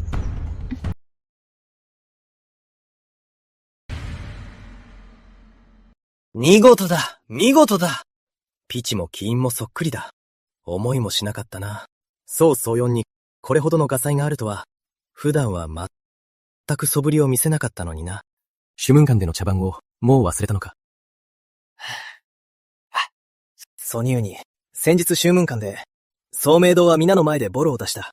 奴が明月戦でないのは確実だ。だが、明月戦が消えるはずはない。セコが違うとすれば、宗正炎の可能性が高い。狛えたことはないか。本物の明月戦が、宗青年だとは。ありえない、兄上。冗談だろ。孫慶寧は長年戦場にいて、肩や槍を振り回してるんだぞ。落ち着いて。こんな、気骨ある絵を描けるわけがない。絶対にありえない。見たものが真実とは限らない。信じないなら、明日大すのだ、文人の茶会を。宋教演を招き、その場で絵について問え。もえば、真偽がわかる。よし。明日茶会を催して、直接聞いてみよう。明月線の絵の細部について試してみれば、真偽がわかるはずだ。これぞ名作だ。そうよお嬢様。この私から、いくつか尋ねたいことがある。瀬子様、どうぞ。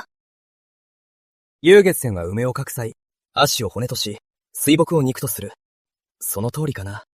幸あにございます。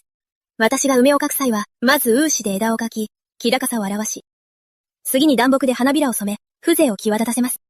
世人は墨色のみを見て、コテに艶が潜むを知りません。見事だ。骨に潜む艶とは、作者本人でなければ、決して口にはできまい。このサムエドクツーズは、水紋を全く描かずとも、仮面から水を感じる。どうやったのだ？それは空を水とする法です。淡木で船底の影を描き、パイ筒で船べりの水痕をなぞり、水面を白く残すのは、見る者の視線を自然に引き込むため。水の赴くは水ではなく、見る者の心にあるのです。これぞ今日もって身を描く、思考の境地だ。エクサイテッド剣士だ。では梅本、与円図におけるロリの牛刀の光山、どう朝食したのだ？不死号に微量の宝石を加えて下塗りをし、乾かぬうちに水ふてで縁をぼかします。荒地の近くは短手で、猪のひての暗部を染め抜き、遠くはカツアオで少し抑えます。あの時、私はこう思いました。針は主役で、人は価格だと。ですから人物は後ろ姿や横顔を多くし、その趣を残す程度にしたのです。明かりが主役で、人が価格だと？それこそ私が3年間解けなかった謎だ。そこお嬢様、そなた。待て。余もしばらく見ていたが、いくつか質問がある。孫お嬢様に教えてもらうのです。私が後ろ。どうぞ。そうお嬢様は、この絵を3ヶ月前に描いたというが、では聞こう。この川の月影の奥に、小さな誘引があるが、尻の文字は、何という字だ？花粉の暗記に必死で、中輪なんて気にしてない。もちろん、明月線の3文字です。違う。陰の文字は、長節の2文字だ。明月線は、満月の絵には必ず、この誘引を押す。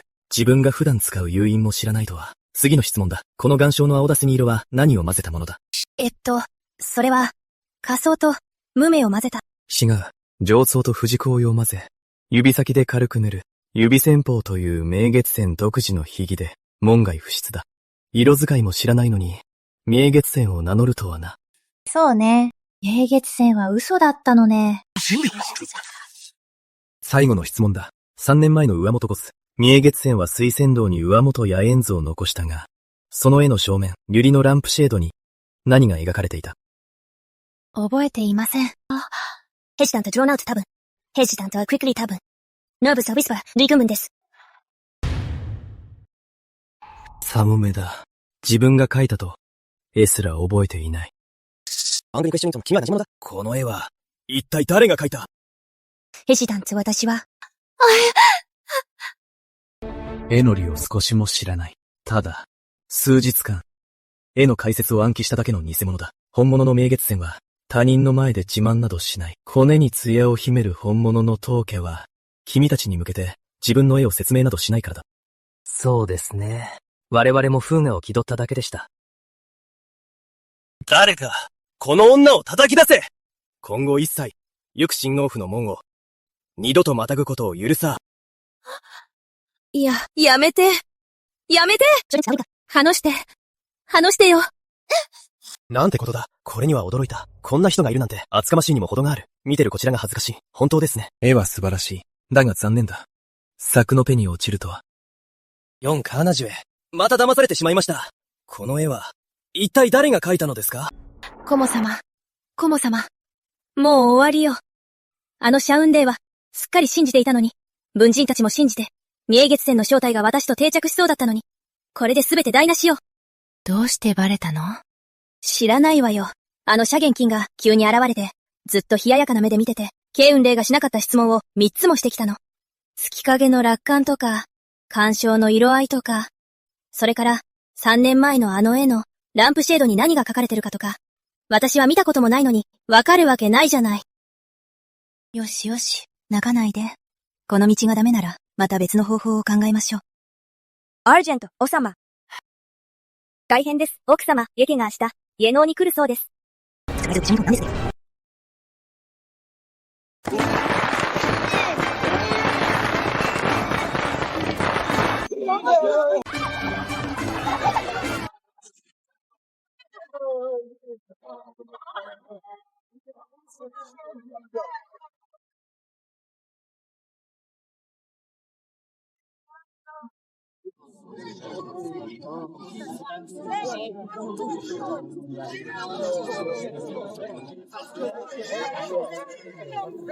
綺麗に並べなさい。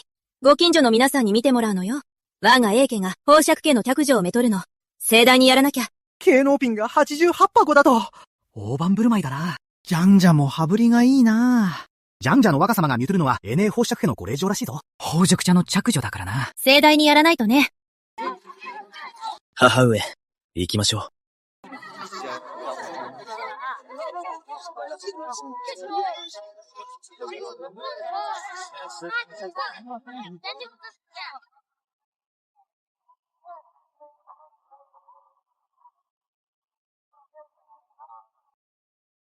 コマ様、どうしましょう。彼らが来ました。怖がらないで。後で私が話をつけるわ。この縁談は無効だとね。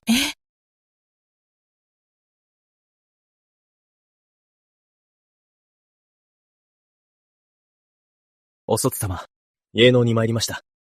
モデンよく来たな。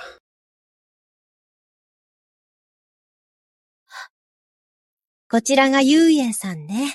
本当に美人だこと。うちのセグラは下方者だわ。기조차게 받고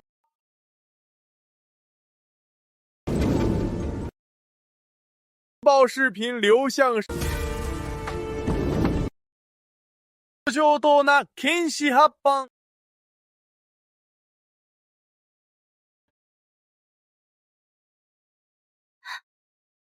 老宝塾様、芸能の品はすべて揃っております。この88箱、1箱も欠けておりません。宝石家が婚約を破棄すれば、私たちをいじめるも同然。哀れなエ家の母子をね。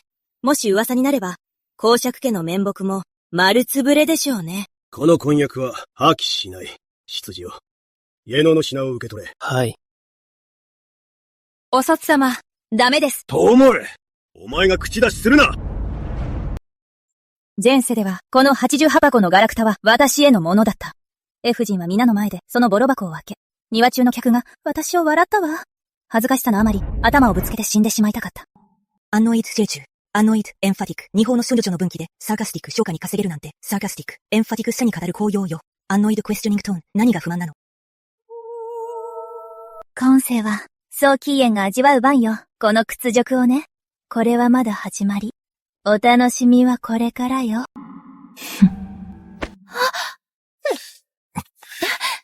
白、やっと君をもとれるよ。アージェント、エンファティックドルして。牧長、白は、照れているんだ。何を照れるの？もう家族でしょうに。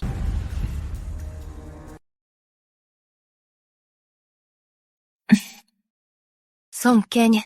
すべてあなたのせいよ。今に見てなさい。絶対に許さないから。皇族様、芸能の品はお届けしました。ですから今書の方も、そろそろ決めていただけますね。宗陽と幽燕の婚儀はとっくに決まっていたこと。まさか、約束を破りませんよね。disappointed, slowly. 今週は disappointed falling intonation. 当然角度も disappointed 感知し disappointed クリプト彼と魔をもて。は。おそつ様、こめぎたくありません。Angry, rising intonation. いやおよ、Angry questioning とどういう意味だ？君主は君のお祖父様と私の祖父が自ら決めたのだ。はっきりと君の名が書かれている。婚約を破棄する気か？とめぎません。ヒエ家が持ってきたあんなガラクタの結納品、抱負への侮辱です。おそつ様、教祖にこんな思いをさせないで。エングリ、ラグリ、マクロ、エングリ、エンファティック婚姻という大事は、エングリ、エンファティック含めの命と、エングリ、エンファティック埋託人の言葉で決まる、エングリ、ラグリ、お前の勝手は許されん。エングリ、クリプト知識、エングリ、エンファティック根数をかけ。は。urgent fearful 심흑양, urgent fearful 심흑양.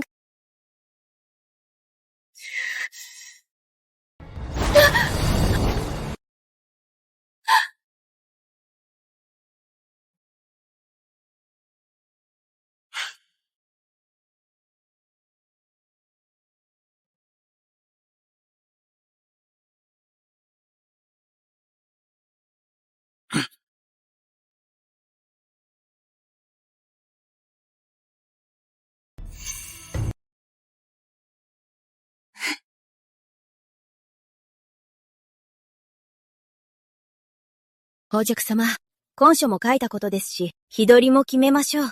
裏買ってもらったのですが、各の発表の日が婚礼に最適だそうです。二重の喜びで、大変縁起が良いかと。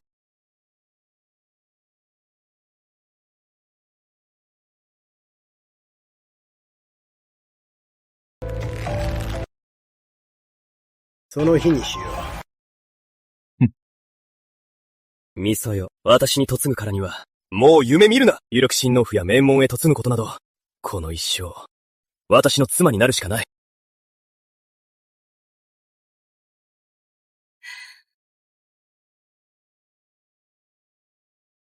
どうぞ。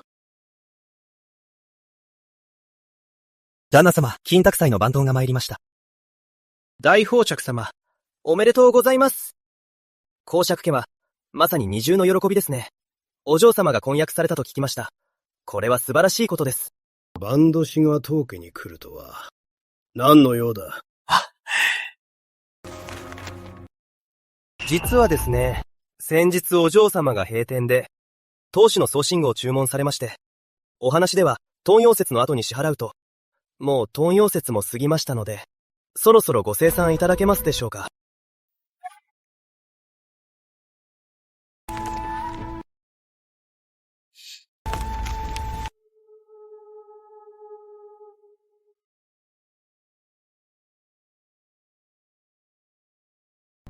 よぐし、宝飾家の名義で、8000両もの付けをするとは、宝飾家を何だと思っている。お前の私物か。お父様、私はただ、貴卒の体面を守るために、あの子が参加する教養の宮中宴に、ちゃんとした送信具がないなんて、みっともないでしょ。体面のためです。前回、よくり親王府で、どんな恥をかいたか、お忘れですか。大虎血よ。その付けだが、インファティック、必ず払う。明日また来い。お見送りしろ。大宝飾様。では、これで失礼いたします。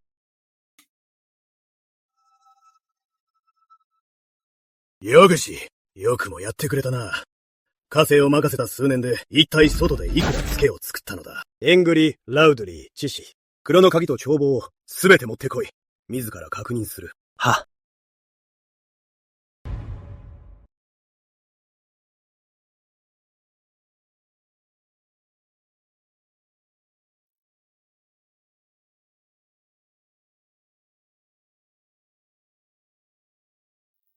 家主、チャーボを管理してきた数年間、ずさんすぎる。お前は外でどれだけ借金を作った。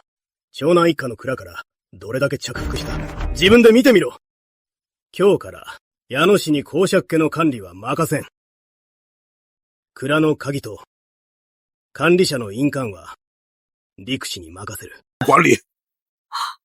奥様。お父様、なりません。陸姉様はお体が弱く、管理などできません。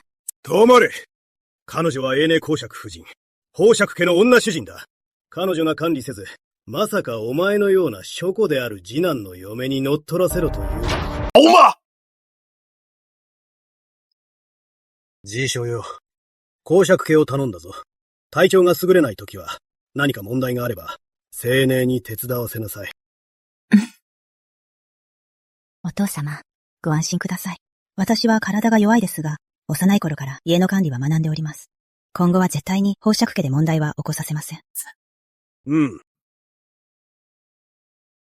ルクシーシュプ、何の権利があって、どうして奪うのよ、私のすべてを。前世では、20年も家を仕切り、長男一家の財産を私物化して、宗燕の嫁入り道具や宗明堂亭二堂に浪費させた。今世では、返してもらうわ。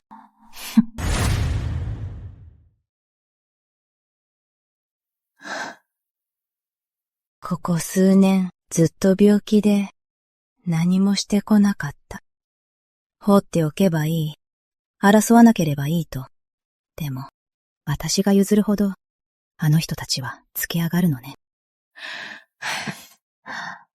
おばさま、今ならまだ間に合います。ニージー。ねえ、私のような当主の妻たる母親は失格かしら。おばさま、最高の母親ですよ。ただ、悪い人がいるだけです。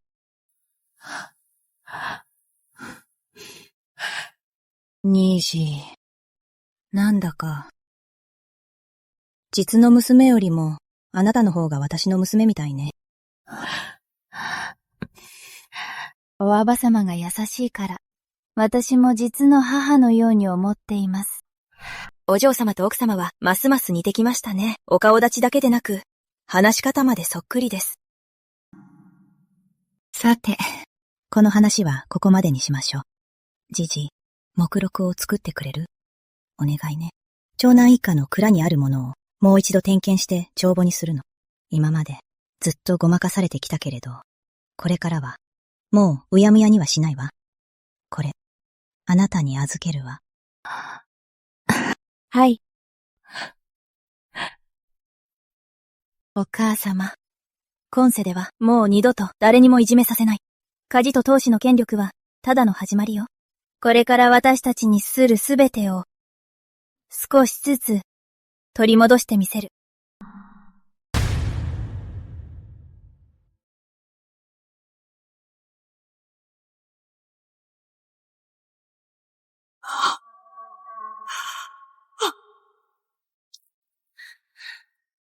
孫千恵に、すべてはあんたのせいよ。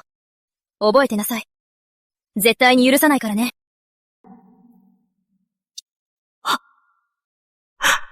マーさんを許して。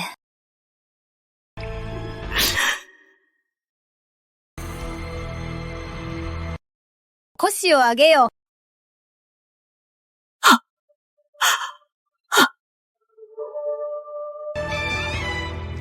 ありがとうございます。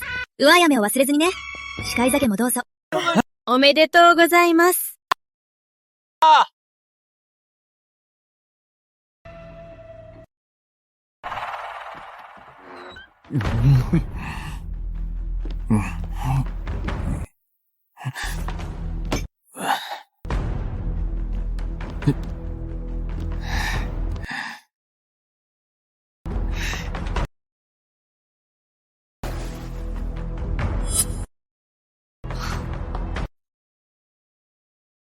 なぜなく、俺に嫁ぐが、不満なのか。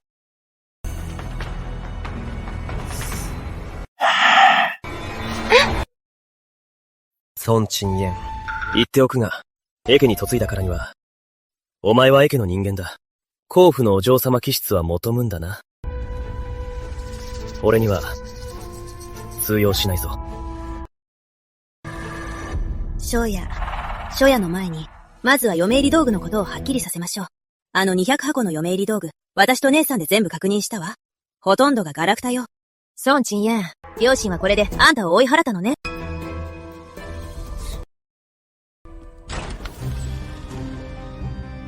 なんですって？米入り道具は甲府が用意したのよ。偽物なわけないわ。自分で見てみなさい。お茶の葉はカビだらけ。絹物は粗悪品。バコ食品はただの安物の器。あんたたち永寧甲府は私たち永家を朝食扱いしてるのね。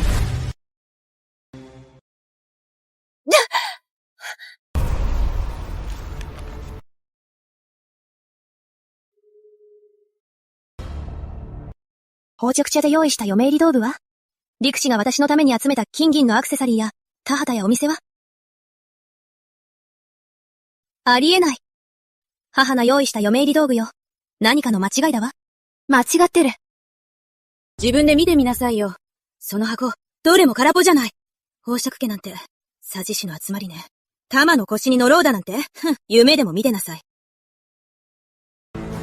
孫陳燕、言っておくぞ。今日から、お前はエケの人間だ。おとなしくしていれば、痛い目に遭わずに済む。さもなければ。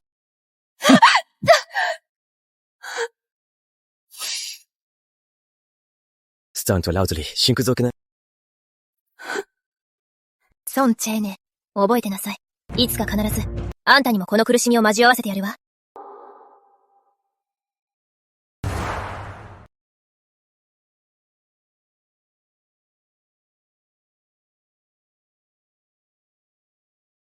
お嬢様、エケの腰がついたそうです。お嬢様、嬉しくないのですか？嬉しいわ。嬉しくないわけないじゃない。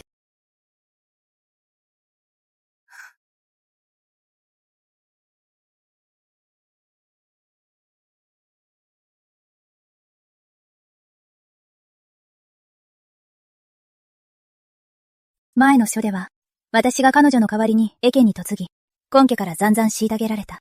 F 人は私の食事を減らし、S ンは嫁入り道具を奪い、イエスンは酔えば私を殴った。満身創痍になるまで殴られ、雪の中で土下座して、アーガンしても、彼らは笑ってこう言った。馬王室の腹から生まれた次男の娘のくせに、エケに嫁げたのは、分不相応なほど幸運だ。まだ不満があるのかと。この世では、彼女が味わう番よ。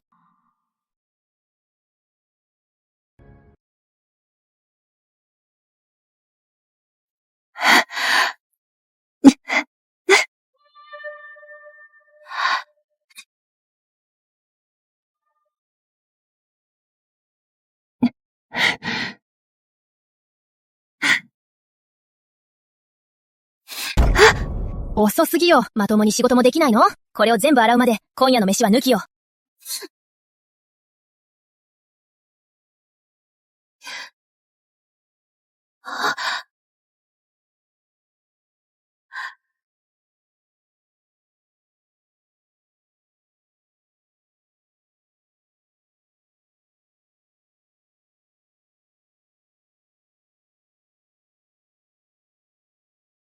白もまともに洗えないの？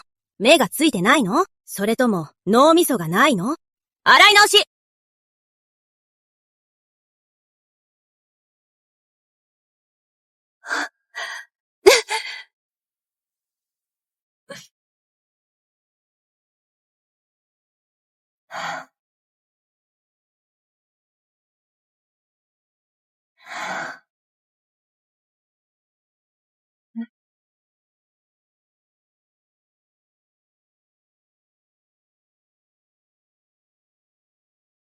昼飯よ。食べ終わったら、さっさと働きな。あなたたち、宝飾家の嫡女をこんな風に扱う気。宝飾家の嫡女？あんたはもう英家の嫁よ。昔なんて関係ないわ。英家に嫁いだからには。ここの掟に従いなさい。嫌なら、増えてなさい。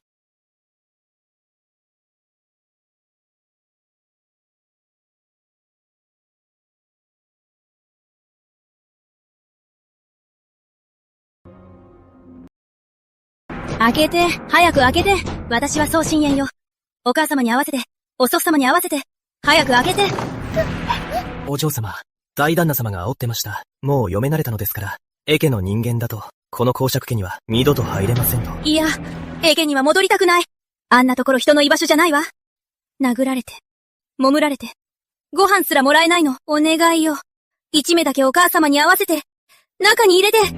本当に無理です。困らせないでください。開けてよ。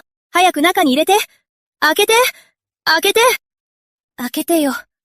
お母様に合わせて。開けて。あれは永年公爵家のお嬢様じゃない？どうしてここで泣いてるの？噂では、貧乏人に嫁いで苦労してるらしいな。哀れね。公爵家の嫡女がこんな末路をたどるなんて。行きましょう。urgent loudly かけて。urgent loudly かけて。urgent loudly おかかさん。disappointed and drawn out は。奥様、お嬢様が外で泣いておられます。煽るには、エケでひどい目に遭っていると。あの子はもう公爵家の人間ではないわ。生きるも死ぬも、私には関係ない。アージェントナカラウドリー、重さま、アージェントナカラウドリー、はけてよ。アージェントナカラウドリー、はけて。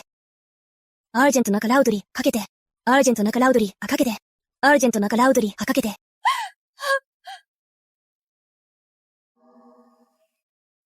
孫慶に。これで満足？あんたのせいで昇進に嫁いでこんな目に遭ってるのよ。満足なんでしょ？お姉様、英章に嫁いだのは、あなたの運命よ。もともとはあなたが、お祖父様に頼んで結んだ婚約でしょ。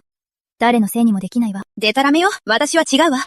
あれはお祖父様が誰が結んだにせよ。婚書に署名したのはあなたで、花嫁の腰に乗ったのもあなたよ。お姉様、自分で何とかしなさい。開けて。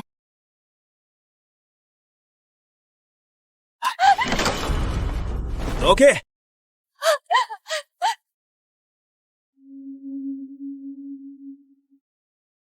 孫慶に。覚えてなさい。絶対に許さないから。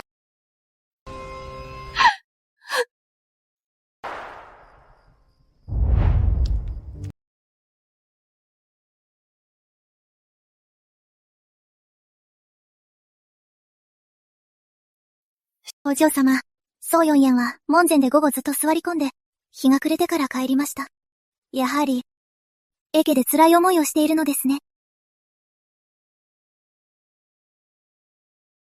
お嬢様、あの人が、哀れだと思いませんか？サガスティック、クエスチョニントーン、あれ、前の章で、私は人豚にされて、手足を切り落とされて、イヨロに閉じ込められたわ。誰が私を憐れんでくれた。コンディシ。この世に、誰かを憐れむ者なんていない。自分で蒔いた種は、自分で刈り取るのよ。あの子が今受けている苦しみは、すべて自業自得。柳氏が蒔いた種でもあるわ。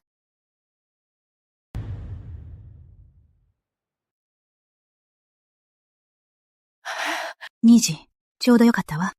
これを見て、長細の蔵から、十数箱の品が消えているの。でも帳簿には記録がない。どういうことかしら。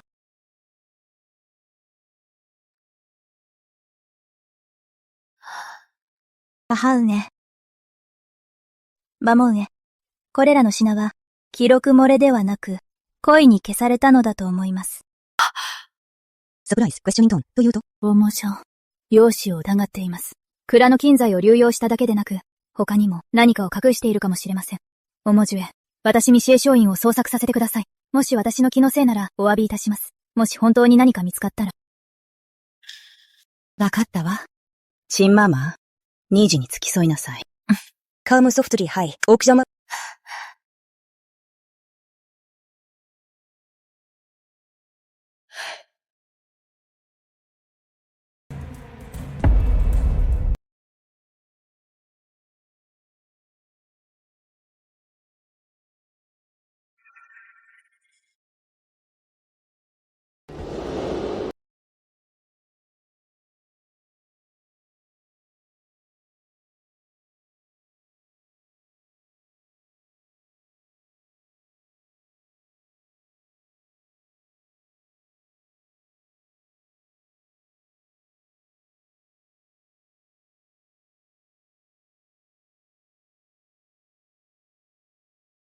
ヤギ氏は死因をベッドの下に隠すのが好きだった。前世でもここであの証拠を見つけたわ。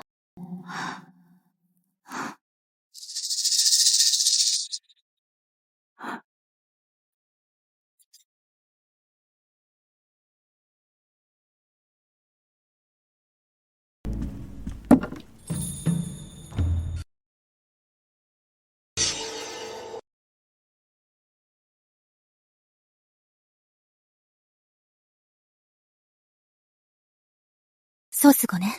イバウエのラス飲みのスープに入っていた毒と全く同じだわ。お嬢様、ということは、奥様に毒を持ったのは、柳氏だと？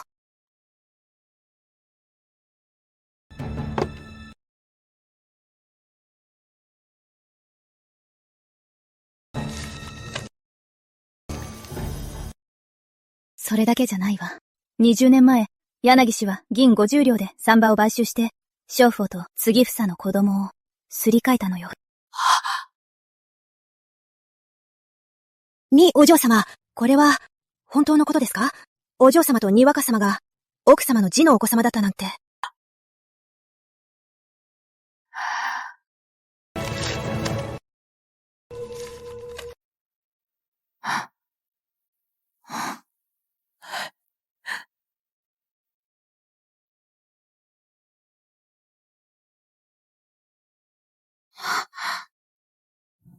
矢野節と鎮国公府は裏で繋がってる。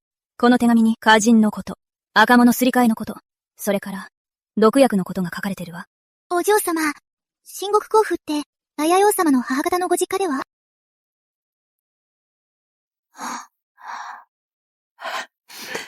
チンバーヤ、これらは私が預かっておくわ。母上の体はまだ完全に回復してない。刺激は禁物よ。時期が来たら、おのずと、真相を明らかにするわ。はい。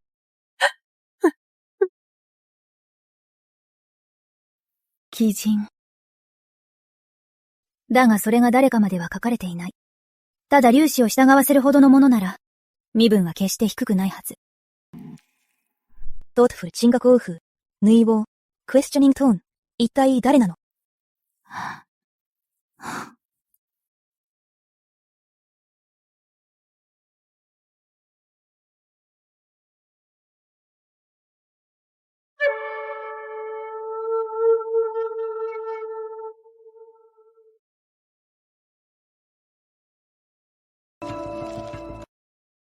明日の朝一番に、あなた自身でこの手紙を廃王府へ届けてちょうだい。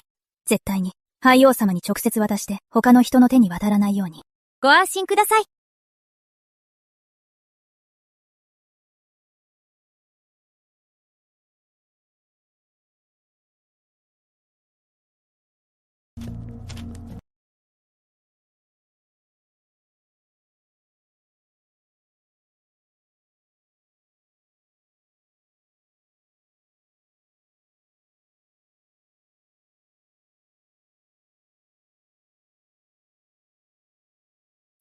ヤニャ氏、あなたの尻尾はもう見えているのよ。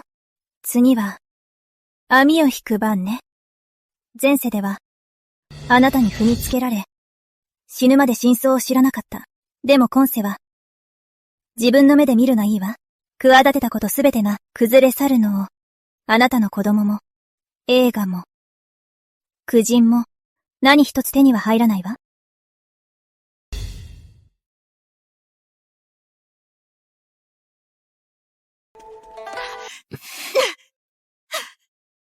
囚人とロシです。ヘシタントだし、フォーリングイントネーション、帰るわ。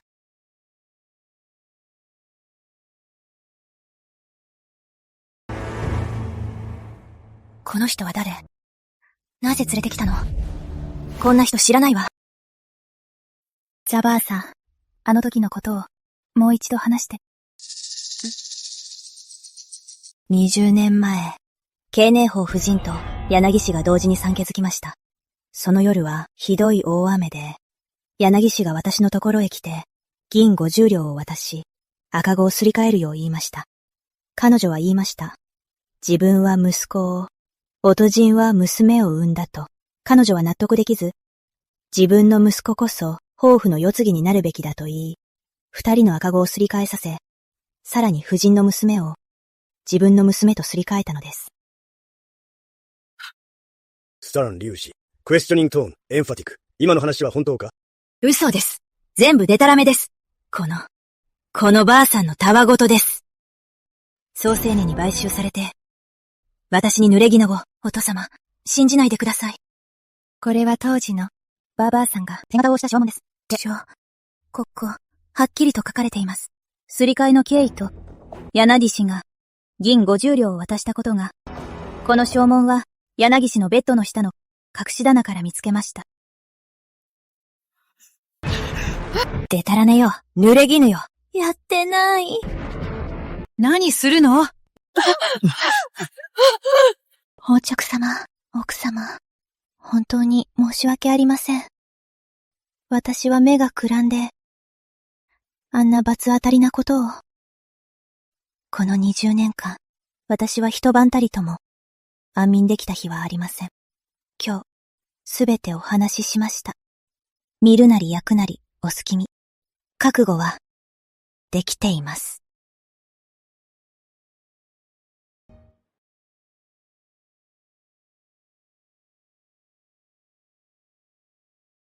つまり、角と荷が、私の子だというの？奥様、間違いございません。お二人が、奥様の本当のお子様です。冥道様とシーエン様は、柳様のお子様なのです。さ、ソフトリー、おちょこさ、pressing softly, ブッシャン。affectionate, drawn out, sad, softly, 私の娘よ。お母様、親不孝をお許しください。辛い思いをさせました。私のね。私の娘。本当にごめんなさい。知らなかったの。知らなかったのよ。サドソフトリー、目上。私も親不孝者です。affectionate, sad, 私の息子よ。サドソフトリー、明星。にゃぐし。なんて恐ろしい女だ。何もかも、おしまいね。道理で、お嬢様と奥様があんなに似ておられるわけだ。もっと早く気づくべきでした。さあ、立って。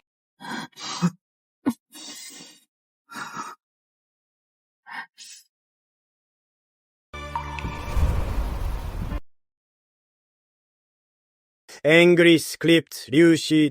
よくしてやったはずなのに。あなたは陸府で育ち、実の妹のように可愛がったわ。豊富に嫁いできてから、ことあるごとに私に逆らった。私は耐えたわ。家の実権を奪われても、耐え忍んだ。でもね、どうして奪ったの？私の子供を、実の親子を20年も引き離すなんて。誰か！家主を東堂へ連れて行け！私の命がない限り、外へ出すな！行け！早くしろ！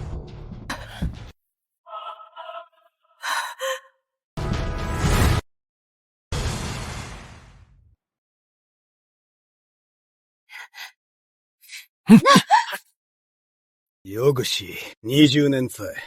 お前は孔夫人の出産に乗じて三馬場を買収し、自分の子と孔夫人の子をすり替えたな。そして宗明堂を孔夫の長男と偽り、世子を綱せ、宋荘園を孔夫の長女と偽り、富と栄華を享受させた。お前、まだ何か言い訳があるか？違います、お父様。私は、濡れ衣を着せられたのです。あのばあさんの捨てられ目です。孫青年から金を受け取って、私をお出し入れたんです。これが、あなたの直筆の署名と、藻色のある証文です。そしてこれは、あなたの寝台の下から見つかった宗子の毒です。毎月、宗子園に命じて、母上に届けさせたラスの実の汁物に、これを持っていたのです。スタン、エンファティック、見せろ。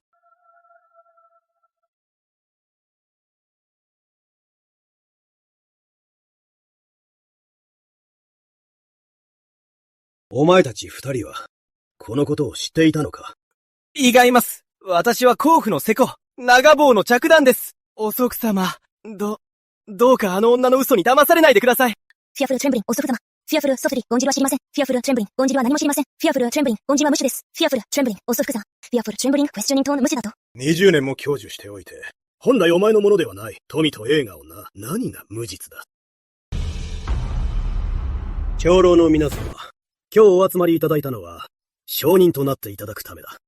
柳氏は心が悪辣であり、許されざる罪を犯した。よって今日から、永寧甲府から追放し、永遠に甲府に足を踏み入れることを禁ずる。宗明堂、宗子園。この二人も長坊から追放し、族府から除名する。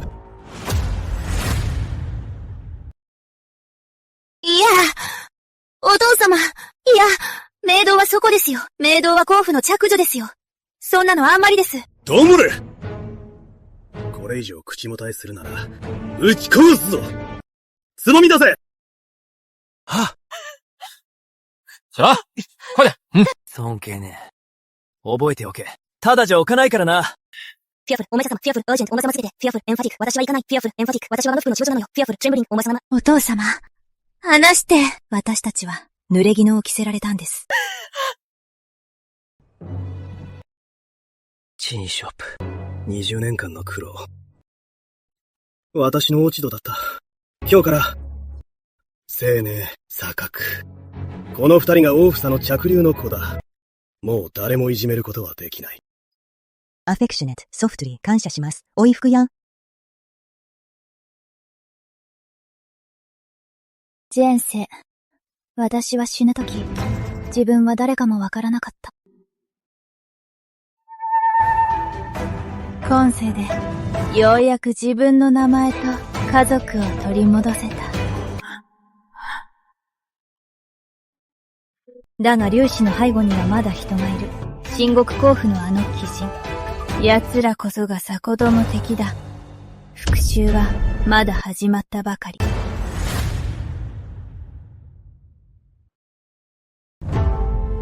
本日、卒からを開き、族譜を改めるのは、よろびを正し、宗氏の血脈の軽薄を取り戻すためだ。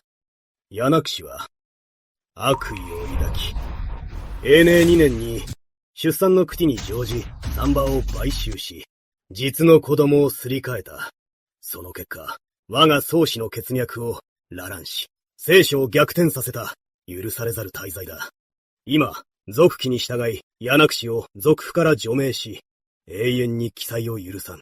宗明道宗子園は柳氏の子であり、我が宗氏長坊の血筋ではない。共に長坊から除名する。プチよ！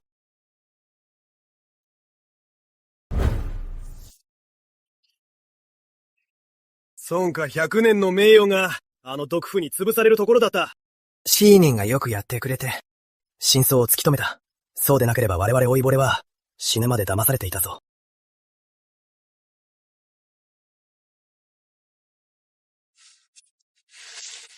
今、先祖の掟に従い、即青年と即祖覚氏を正式に長坊の着流に記す。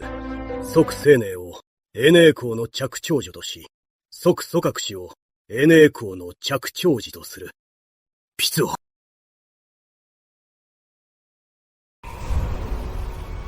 前世では、私の名は、二房の書士の欄に書かれ、一生消えない烙印のようだった。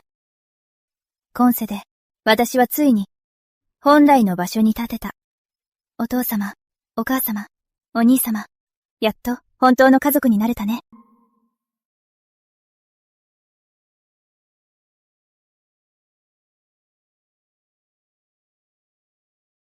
テンダーシェージュ。見てみなさい。お卒様、感謝いたします。この瞬間から、私はもう二房の諸女ではない。もう誰の駒でもない。私は宗青年、永年甲府の聖公女であり、図書自差しびだ。今世では、自分のこの手で、大切な人を守り抜く。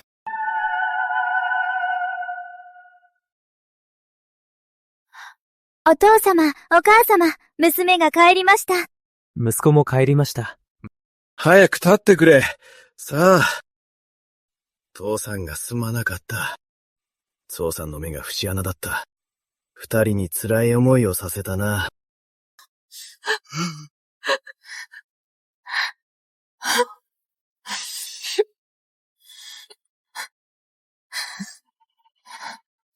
神様は見ておられた。神様は見ておられたのだ。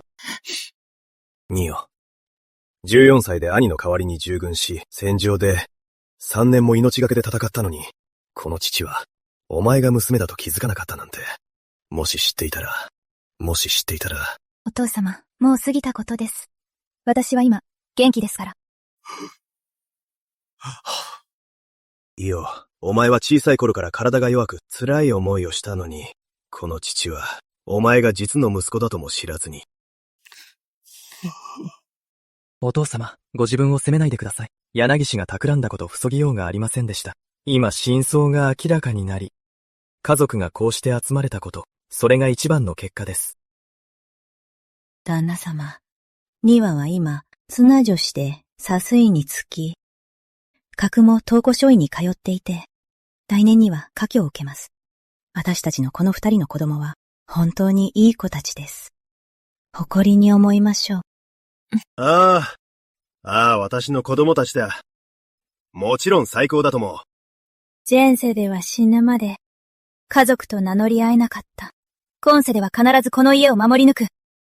柳氏の黒幕が誰であろうと、その貴人にどれほどの権力があろうと、奴らに二度と、家族を傷つけさせはしない。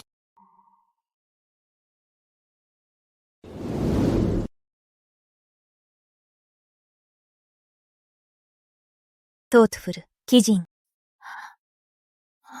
お嬢様、夜も更けました。お休みください。弁理士、どう思う？柳氏の黒幕は誰かしら？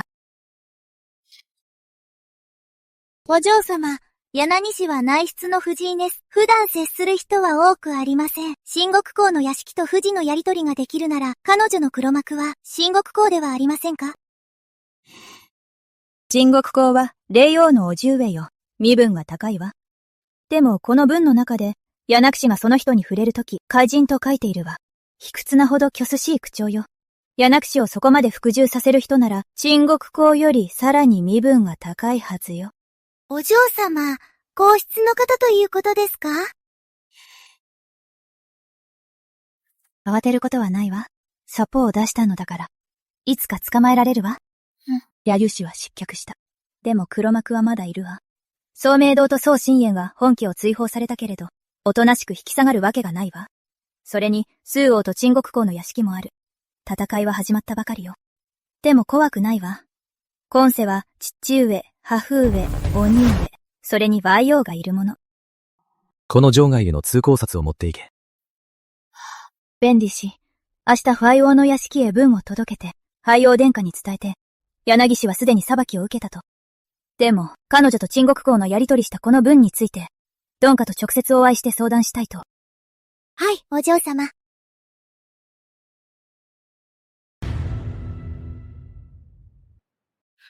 リナセ、シグ！行け！アングリ、増上女、アングリ、ロキョス、アングリ、エンファティク、今に見てなさい。覚えてなさい。絶対に許さないから。下女、今更そんなこと言って何になるんです。俺たちはもう追い出されたんですよ。身を寄せる場所すらないんです。行く当てがないなんて誰が言ったの？ドヤオフへ行くわよ。大王殿下は、私たちを受け入れてくださるでしょうか？八重坊殿下は、都稚児を掌握したがっているわ。あの宗信念は、今や都女子の多水。しかも和洋殿下の手駒よ。八重王殿下にとっては、まさに目の敵。私たちは、宗信念の弱みを握っているわ。八重王殿下も興味を持たれるはずよ。行くわよ。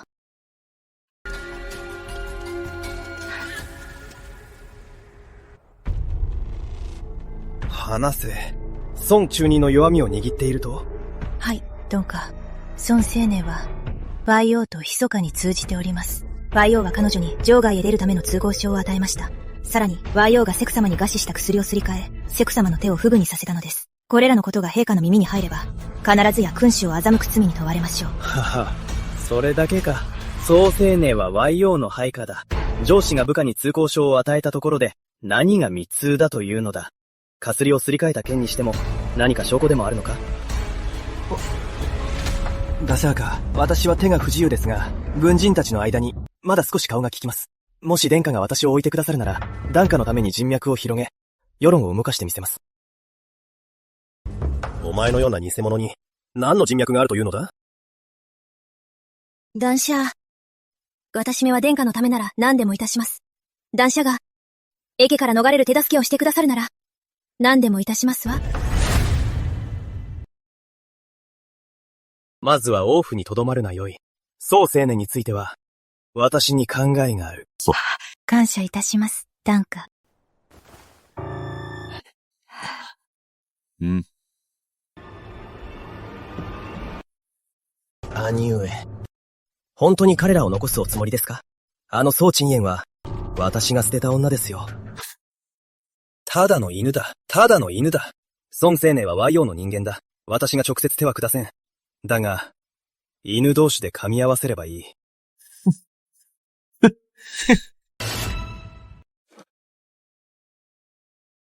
総中人のせいで手を潰され、抱負からも追い出されたんだ。この恨みは必ず晴らしてやる。なそらないで。シコロー殿下が置いてくださった以上、私たちにはまだ利用価値があるの。時期が来れば、チャンスは訪れるわ。お魔女。シェンゴコーフに入りたいの。サプライズドクエスチョニングトーン、なんですって？以前、春焼が私をガワツにしたいと言ってたわね。私は鎮国コーフに入るわ。そうしてこそ通用に近づき、復讐の機会を得られる。わかったわ。トヤオ電車にお話しするわ。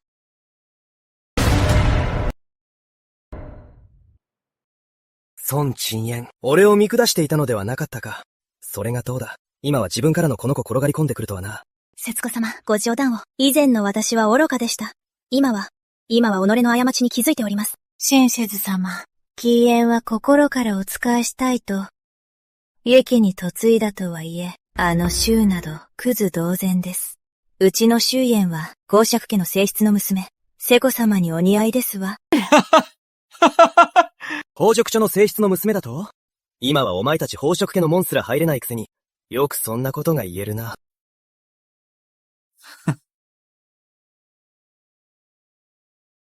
だが、その顔は、まあ悪くない。お前が自分から来たのだ。もらってやろう。箸が一膳増えるだけだからな。ありがとうございます。着替えさせて、部屋を用意してやれ。はい。お嬢様、こちらへ。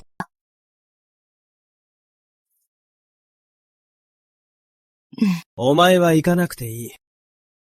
下用殿下から、お前に頼みがあるそうだ。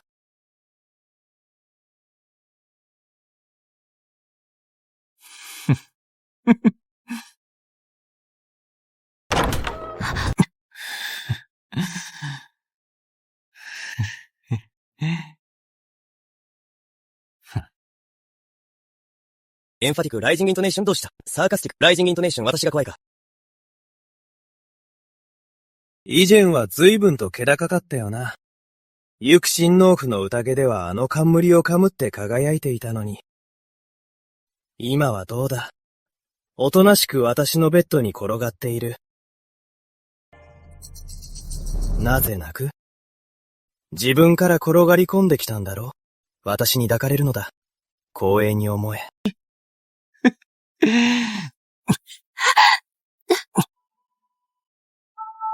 孫チェーニ。私が受けたこの屈辱、いつか必ず、100倍1000倍にして返してやる。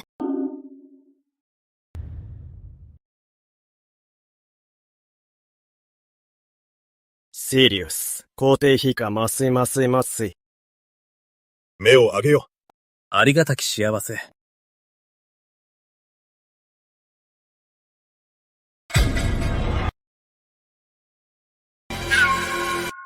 ビースか、シェンは弾劾いたします。殿女子家の差し、小通名を。奴は女子でありながら養殖につき、独断専行で死刑を乱用し、軍功と廃用殿下の庇護を傘に来て、殿で横暴に振る舞っております。どうか陛下、奴を罷免し、浅綱をお正しください。孫卿、春夜家の弾劾について、何か申し開きはあるか？兵さん、私が裁いた事件はすべて記録に残っており、証拠も証人も揃っております。真が開いたな。死刑を乱用したという証拠は終わりですか？七公、孫上軍は若く血気盛んです。行動に落ち度があるのも道理でしょう。いっそ宋将軍には一時的に身を引き、代理士の調査を受けさせてはいかがかと。真相が分かってから復職しても遅くはありません。捜査を受けろと、数ヶ月はかかるわね。悲鳴は免れても、実権を奪われるわ。B 社、孫中二の在任中都の治安を正し、数十人の悪党を捕らえ、富も口々に称賛しております。神殿は死刑の乱用の一言で、後進を罷免しようとなさる。神殿にお伺いしたい。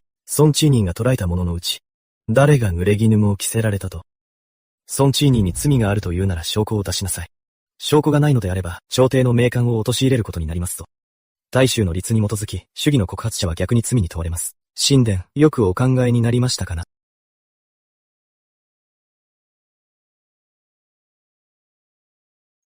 この件は後日改めて議す。隊長。シリウス、エンファティク、ペッカまずい、松井。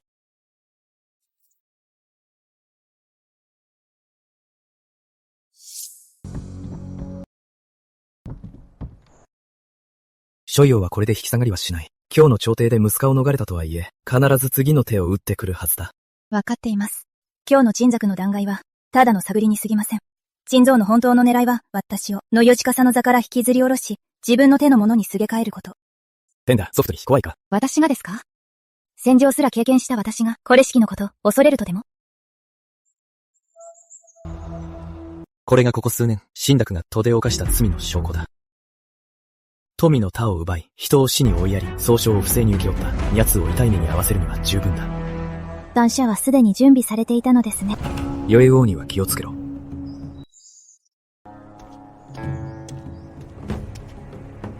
深夜家、自ら飛び込んできたからには、容赦しないわよ。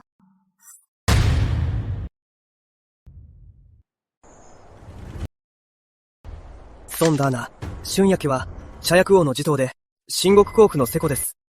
もし彼に手を出せば、茶用が黙っちゃ。王族が法を犯せば、庶民と同じ罪に問われる。神学は都で長年横暴に振る舞ってきた。富のタダを奪い、人を死に追いやった。どれも死罪に値するわ。今まで誰も彼に手を出せなかったのは、皆が、誓い王の怒りを恐れたから。でも今は、私がやるわ。おっしゃる通りです。すぐに人を集めてきます。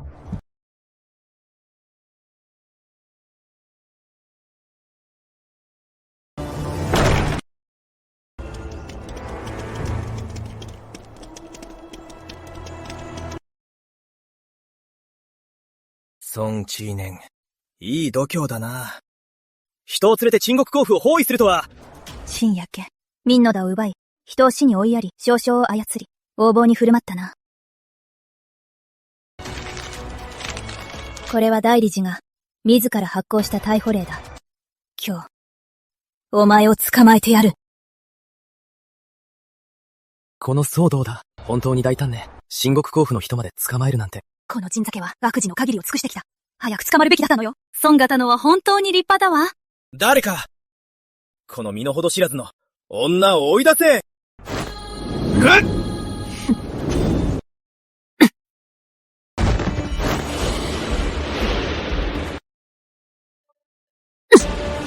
おっ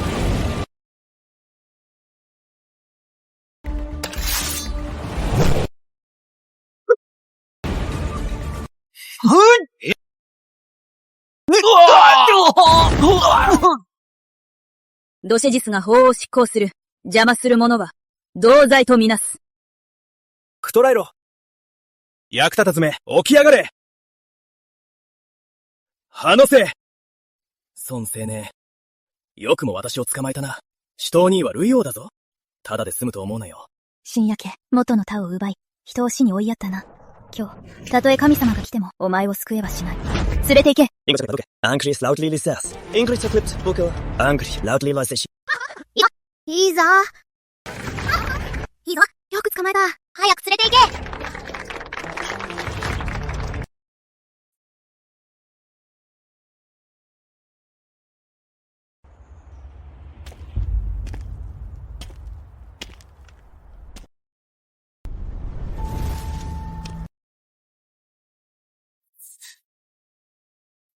お前、俺を捕まえてどうにかなると思ったか？首頭兄上が助けに来てくれる。その時になったら、俺の前にひざまずいて命恋させてやる。サングリ、エンファティックブリッシャー。春夜家、お前の罪は明白だ。実証も物証も揃っている。たとえ追王殿下が来ようと、お前を救えはしない。俺の指一本でも触れてみろ！秦国公府はお前を許さんぞ。チャイオー電茶もな。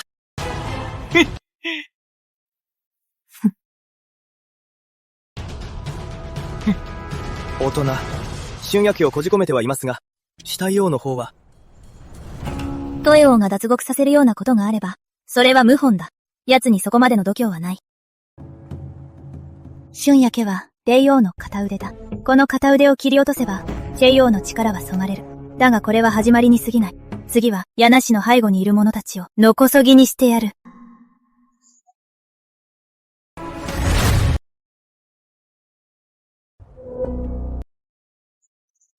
転写、シャズシズですが、無駄地図師の牢に、宋慶寧の厳重な警備で、我々の手の者は、全く近づけません。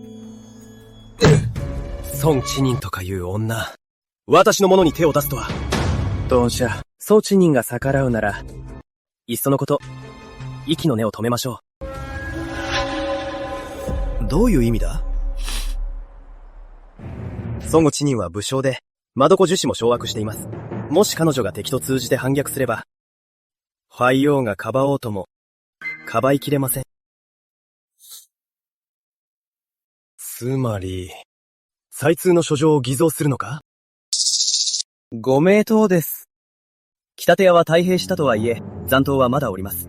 もし何通か偽造できれば、宋青年が北手屋の残党と密かにやり取りした書状を、そして偶然を装って発見させ、陛下の義前に届けるのです。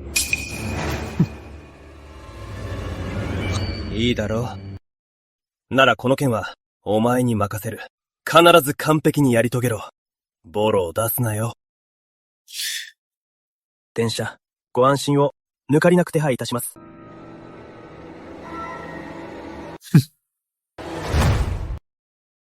お！ラウドリー、ヘッカ麻酔。もうあげよう。ありがたき幸せ。父は、弾劾いたします。無役の字がした末、宋陳年を敵に内通し反逆した罪で。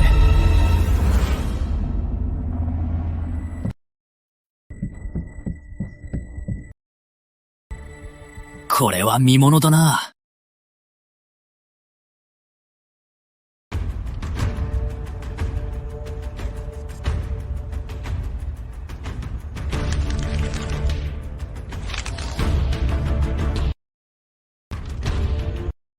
孫知人、この書状は、お前のものか？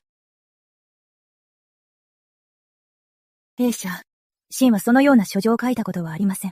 北デカの者とも一切関わりはございません。何卒ご明察を。この筆跡はお前のものだ。炎症もな。まだ言い逃れする気か？そうきいねえ。無事著死座首位として、無駄子の防衛を担いながら、北デカの残党と通じるとは、父上を死に追いやり、この大衆を滅ぼす気か。B 社、諸位等が提出した書状は、出所が不明で真偽が定かではありません。故に、大理事の調査で、宋青年の潔白の証明を。四代と宋青年は浅からぬ仲。かばうのも当然だな。だが敵に通じる反逆は、一族皆殺しの大罪だ。真偽不明の一言で、ごまかせるものではない。父上、もし宋金年に本当に敵に通じる罪があるなら、私が真っ先に許しません。ですがもしこれらの書状が、本当に偽造されたものなら、偽造したものは、君主を欺くものであり、忠臣を陥れるものです。このような風潮は断じて許されません。この罪は、許しがたいものです。この件は、大理事に徹底的に調査させよう。真相が明らかになるまで、宋青年のすべての職務を停止し、党を離れることを禁ずる。春な、承知いたしました。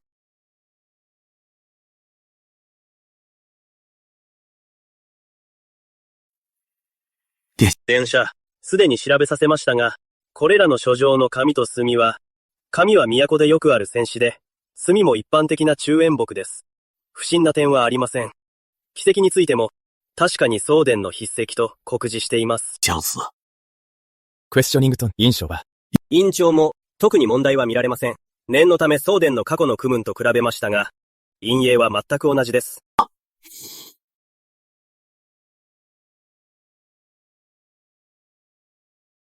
この陰影を拡大して、陰泥の痕跡を見てみよう。電車、この陰泥は、おかしいです。送電の区分の陰泥は、朝廷が支給した主者陰泥で、色は暗い赤ですが、この書状のものは色が鮮やかで、質感がより滑らかです。まるで、宮中専用の粗合陰泥のようです。ニーチュー専用の陰泥か。一般人には手に入らない。これを使えるのは、皇室のものか、朝廷の重臣のみ。男子は、それはつまり。調べろ。この書状が、どこから来たのか。この陰泥を、誰が押したのかを。私はこの、中心を陥れた者に、代償を払わせてやる。は？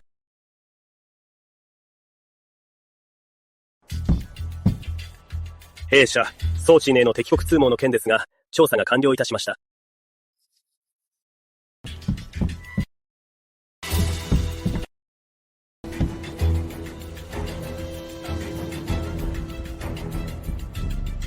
調べによると、宋青年と北高の担当がやり取りしたという書状は、すべて偽造でございました。文字は宋青年の筆跡を真似ており、さらに印象も偽造でございます。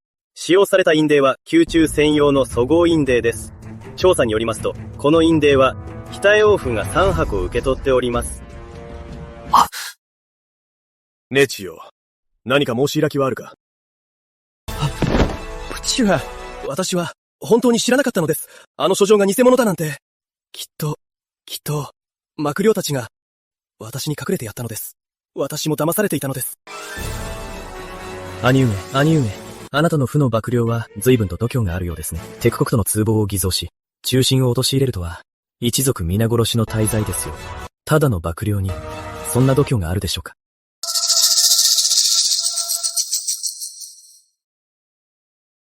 舞子の身でありながら、国を売れどころか、あろうことか、長身を陥れ、朝廷の秩序を乱すとは、チェンはそなたに、失望したぞ。父上、私が間違っておりました。本当に知らなかったのです。あの書状が偽物だなんて、どうかお慈悲を。変貌1年、3ヶ月の謹慎とする。再び問題を起こせば、チェンは、決して許さぬ。隊長！てかまずい。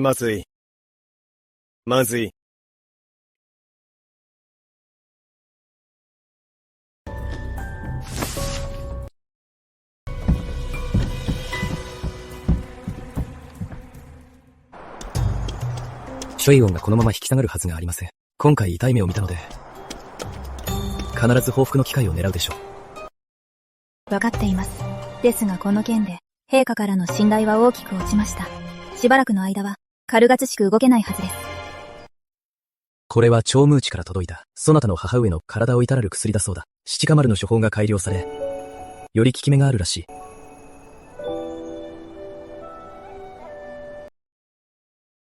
感謝いたします、タンカ。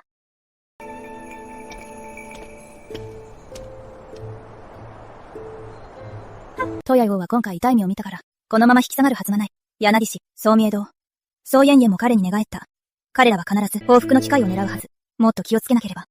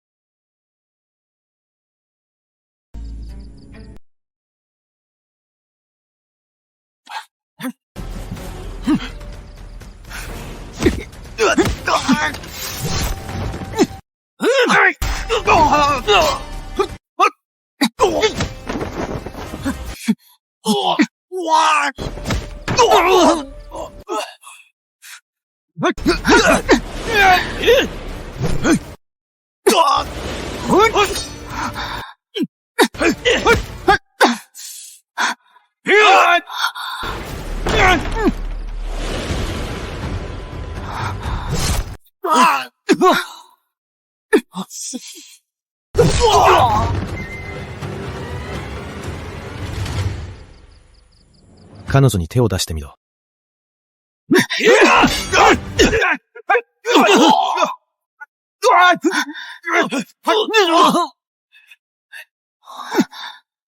ナーブス、クイックリー引くぞて。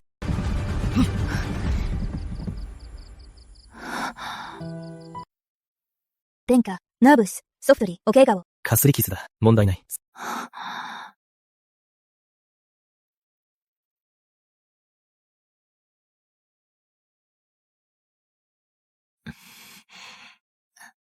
私はなぜ私がここで襲われると？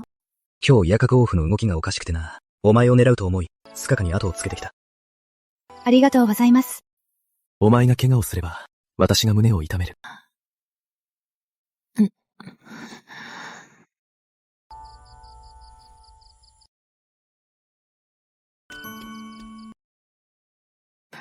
ダシャカ、お手が、戻ったら薬の交換を。よ。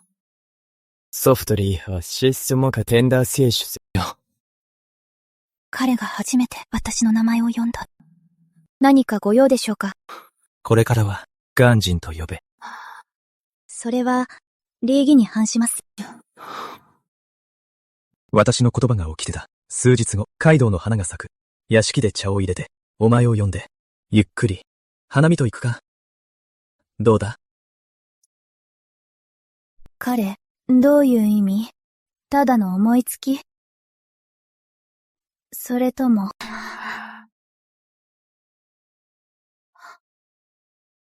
お嬢様、なぜ中に入らないのですか？ええ。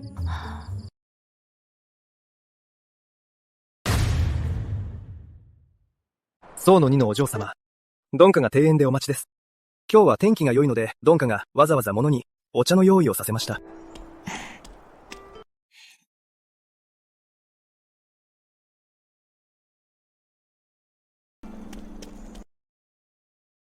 ペンシャ、孫の2のお嬢様がお見えです。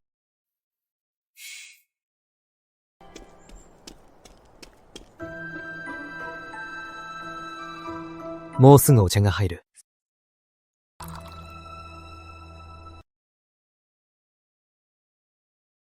飲んでみて、今回はきっと前回より美味しいはずだ。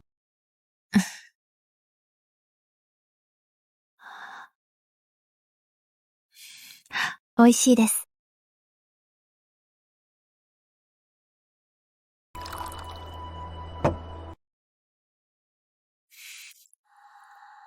青年。君に話がある。ロンシャン、どうぞ。ベブで初めて君を見た時から気になっていた。君は聡明で、芯が強く、果断だ。私が今まで会ってきた他の女子とは全く違う。私は知っている。君の心に復讐と、旨味のあることを、君も私の立場を知っているだろう。父上には警戒され、母上には恨まれ、朝廷の大臣たちからは育病神のように扱われている。君をもとれば、君をさらに、危険な目に遭わせるかもしれない。だが私は待つ。君が復讐を果たし、願いを叶え、すべてが落ち着くまで、私に嫁いではくれないか。サプライズド。殿下。私には、もったいないお言葉です。青年、私の心の中では君はこの世の一番良いものを手にする価値がある。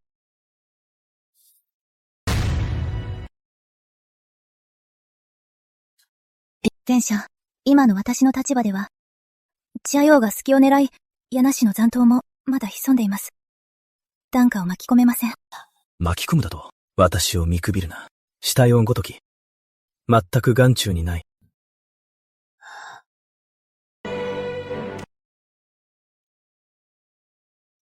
青年、急いで返事をしなくてもいい。待つから。準備ができるまで。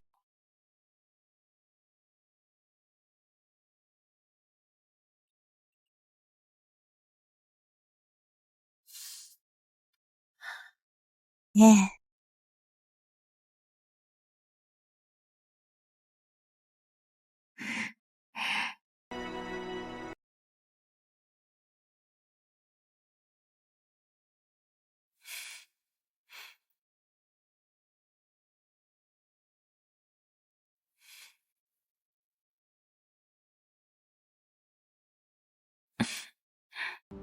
お嬢様、何をお考えですか？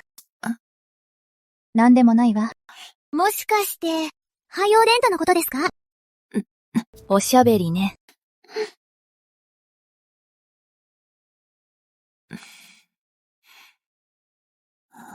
前世は、死ぬまでずっと一人ぼっちだった。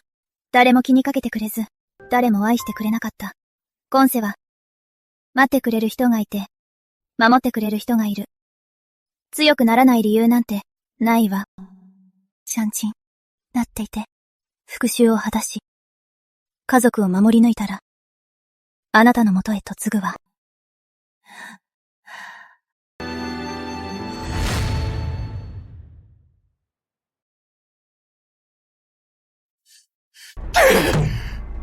お真上、耐えてよ電車は謹慎となり、神崎は捕まり、我々はどうすれば、まさか、このまま黙って総青年を喜ばせるのですか？ルイボー電車は就寝中とはいえ、彼の手駒はまだいるわ。もう連絡したの、新国公府の者にね。協力して、最後の仕事をしてくれると。ヘジタントクエスチョニントン、何の仕事ですか？ルクシの誘拐よ。孫青年は大事にしてるでしょ？あの字の母親を。ルクシさえ私たちの手にあれば、孫青年もおとなしく従うはずよ。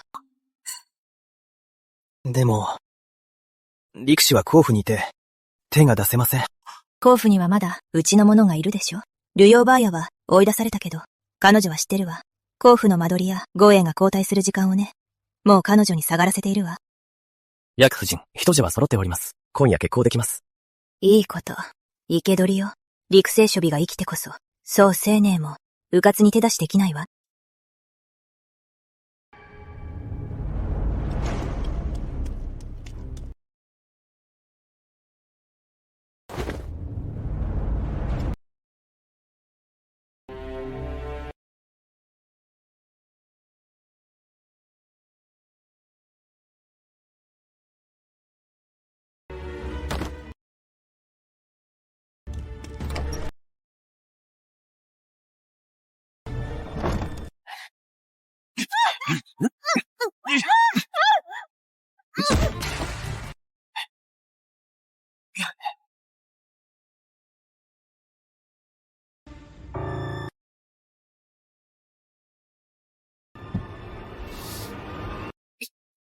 ルクシンシュープ。やっと、私の手に落ちたわね。fearful, 粒子、trembling, nervous, あなた、fearful, questioning tone、何をする気？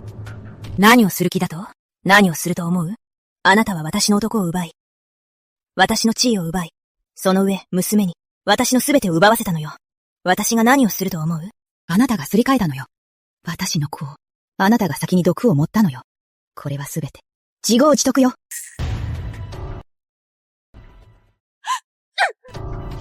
イングリ、ラウドリー、モーレー。なぜ私に説教するの？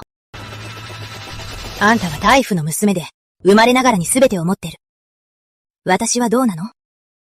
人の家に居候して、顔色を伺いながら生きてきた。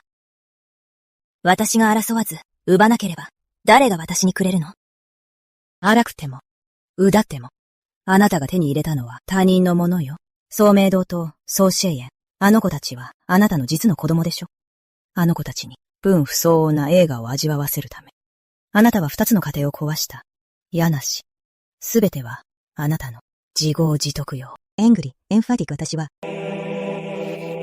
ごとはいい。誰か、孫青年に一人で来させなさい。さもないと、母親の遺体を引き取れってね。シェリウス、クリプスハトト。お嬢様、お嬢様、大変です。奥様がいなくなりました。シンバマーヤが何者かに東松院で気を失わされていて、奥様はお部屋におられません。サプライズ、クエスチョニングトーン、あですって。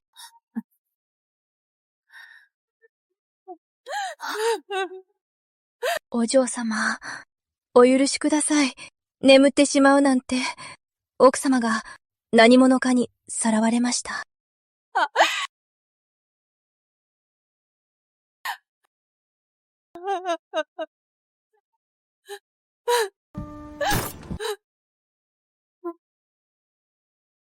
孫チーネン、マフシアは預かった明日の辰の骨、上州のアレデラへ、一人で来い。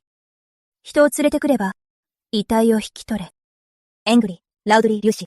エングリー、ラウドリー、粒子。エングリー、エンファティック、義士に対応ね。お嬢様、一人で行ってはいけません。危険すぎます。役所に通報しましょう。他方はダメ。柳氏がこんなことをするなんて、よほど追い詰められているのよ。もし役人が来たとしたら、すぐに母を殺すかもしれない。私一人で行けば、かえって警戒を解くはずよ。お嬢様、せめて何人か連れて行ってください。ポンリ氏、すぐに廃王府へ行って、廃王殿下に伝えて、柳氏が母をさらったと、上司のあれ寺よ、応援をお願いして。はい、すぐに参ります。お母様、どうか耐えてください。必ず助け出します。柳氏、マハの指一本でも傷つけてみろ。八つ裂きにしてやる。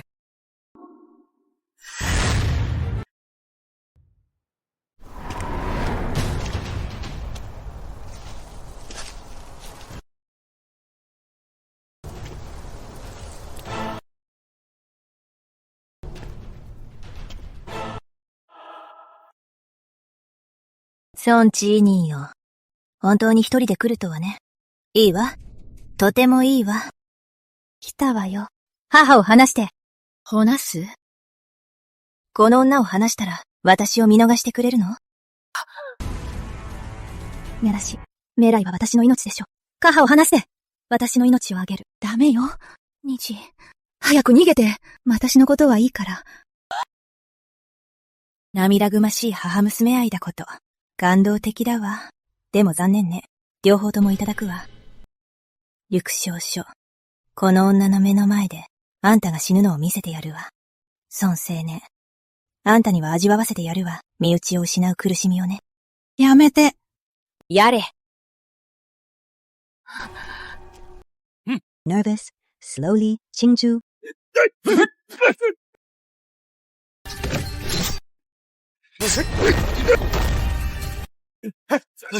チーネ。私はいいから。早く逃げて。ソンチーン、マフシンは、私の手にかかって、死ぬのを見るがいいわ。Fearful, loudly, 女児に。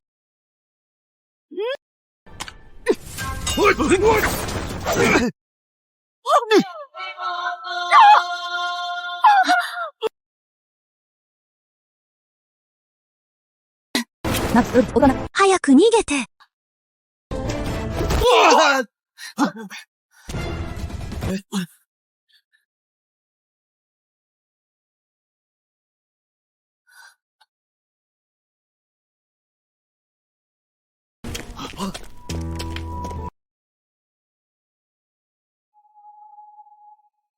とたらえろ。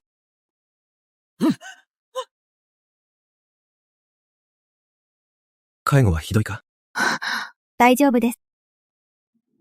境地、強帝の名官の家族を誘拐し、殺害を企てた、許されざる大罪だ。牢に入れろ。裁きを待て。ソンチーニ、死んでもあんたを許さないわ。呪ってやる。みそぎがあだきを打ってくれるわ。連れて行け。テンダー、12、ナーブス、ソフトリ、怪我してるわ。お母様、私は平気よ。さあ、帰りましょう。ステンダリソフト近郊、屋敷まで送る。ヤニシ、あなたが一生他人を計算し続けた。でも最後は一人ぼっちで囚人の身に落ちたわね。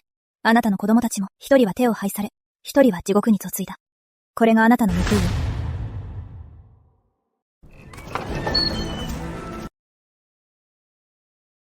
ツミリとヤゴシ、7つの大罪を犯した。その1、公使をすり替え血脈を混乱させた。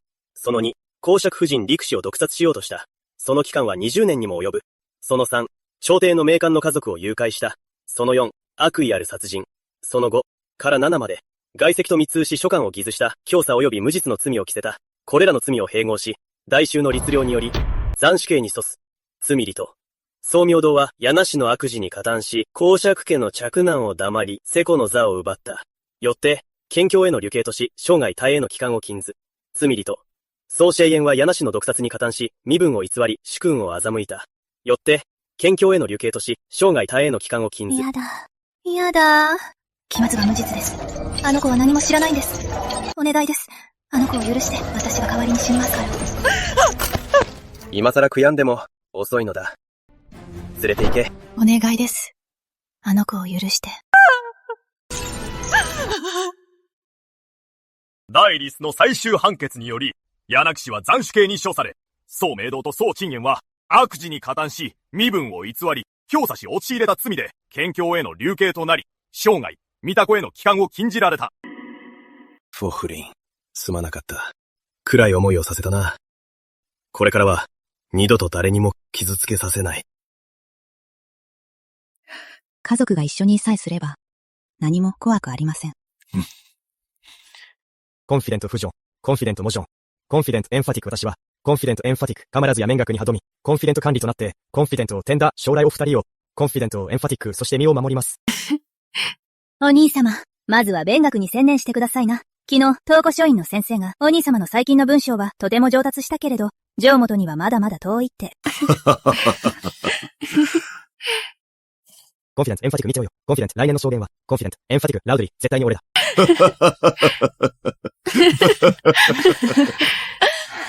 これでこそ家族ですね。両氏が法で裁かれ、宋明堂と宋陳燕は流刑になった。私たちを傷つけた者たちは当然の罰を受けた。でもトゥーオーはまだ健在で、秦国公府も残っている。容姿の黒幕である貴人はまだ姿を現していない。もっと気を引き締めて家族を守らなければ。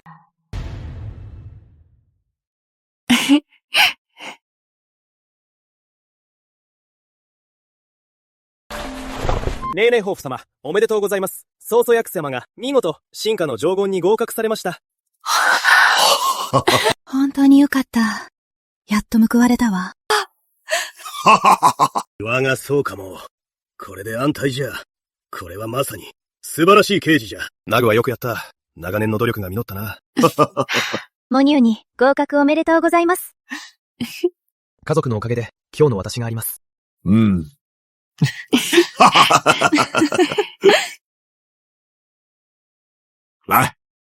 最初の一杯は、核に、ジョーンを旧大、一族の誉れだ。さあさあ。不忠義、ありがとうございます。うん。核、酒を注いでくれ。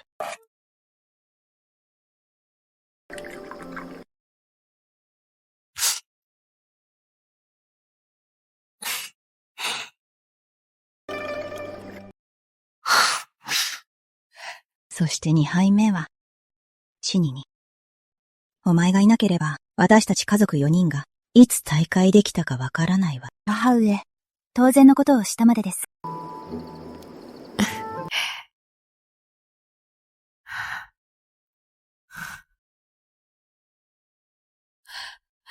酒を注ぎなさい。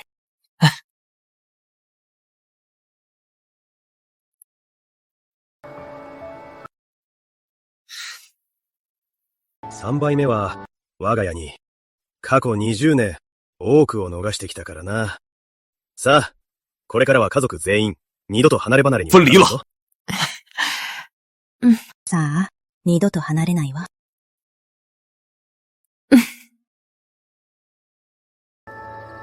前世では、死ぬまで両親と再会できなかった。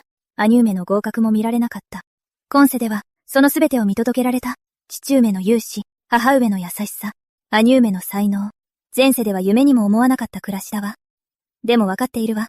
これがどれほど得難いか。これからの日々を、もっと大切にしていきたい。セリウスペカマスイマスイマスイ。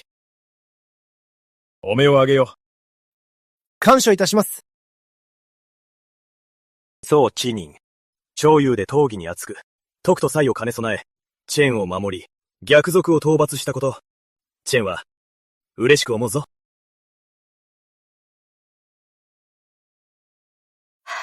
ファイオー、シェイ先人は、未だに独り身であり、チェンは常に憂慮しておった。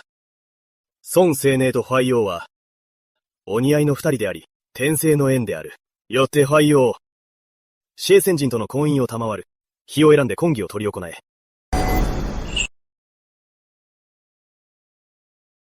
素晴らしい。弊社、お喜び申し上げます。廃王殿下、おめでとうございます。そんで、おめでとうございます。おめでとうございます。感謝いたします。感謝いたします。うん。うん。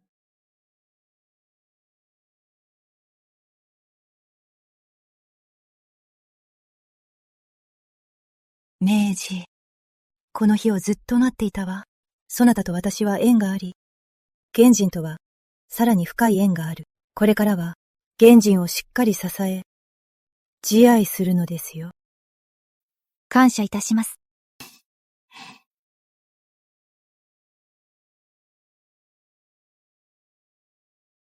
ジーシュ、長い間会っていなかったわね。まさか再会がこんな状況になるなんて。皇后様、フレセイ様、この数年間、ご心配をおかけしました。心配だなんて言わないで。こんなに苦労して、私は何も知らなかったわ。虹がいなければ、私たちの子供が、あのヤギ氏にどれほど苦しめられていたことか。シャンジンという子は、幼い頃から苦労が多くて、陛下にも警戒され、母親である私も、すまないと思っている。これからは、ギャンジンを支えてやって。ご安心ください。お約束します。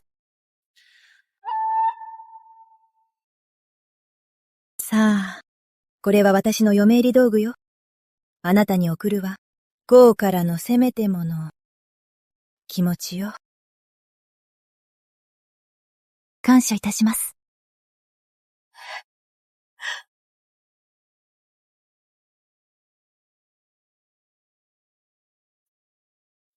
お嬢様、この花嫁衣装を宮中の職人が夜通し作ったものです。最高級の文鎮ですよ。この髪飾りも、皇后様が特別に作らせたものです。お祝いの品だそうです。レニービッシュ、ねえ。私は本当に嫁ぐのね。お嬢様、もちろんです。それに、お相手はワイオ殿下です。多中で、誰もがお嬢様を羨んでいます。チャンセ、エツカに嫁いだ時は、古い服を着て、裏口から腰入れして、資産金も、祝福もなく、ただ屈辱と苦痛だけだった。でも今世は、花嫁衣装に身を包み、盛大な嫁入り道具とともに、世界で一番の人に嫁ぐ、母上も、父上も、兄上も、私の大切な人たちは皆、そばにいてくれる。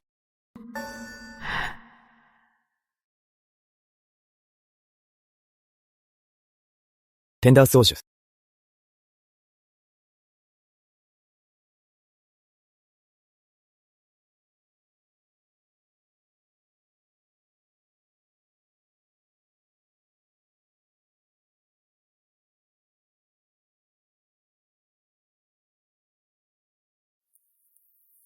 ついね、この杯は私たちに。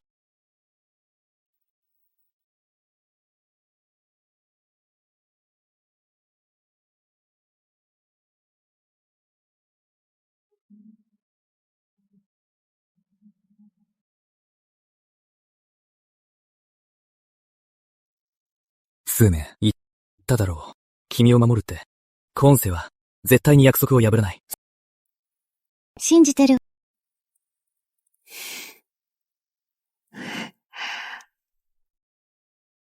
前世、私は冷たいお堂で死んだ。誰も知らず。誰も覚えていない。でも今世は、私は生きている。とても幸せに、家族がいて、愛する人がいて、友人がいて、仕事がある。私を傷つけた人たちは、皆報いを受けた。私と原人の物語は、まだ始まったばかりだ。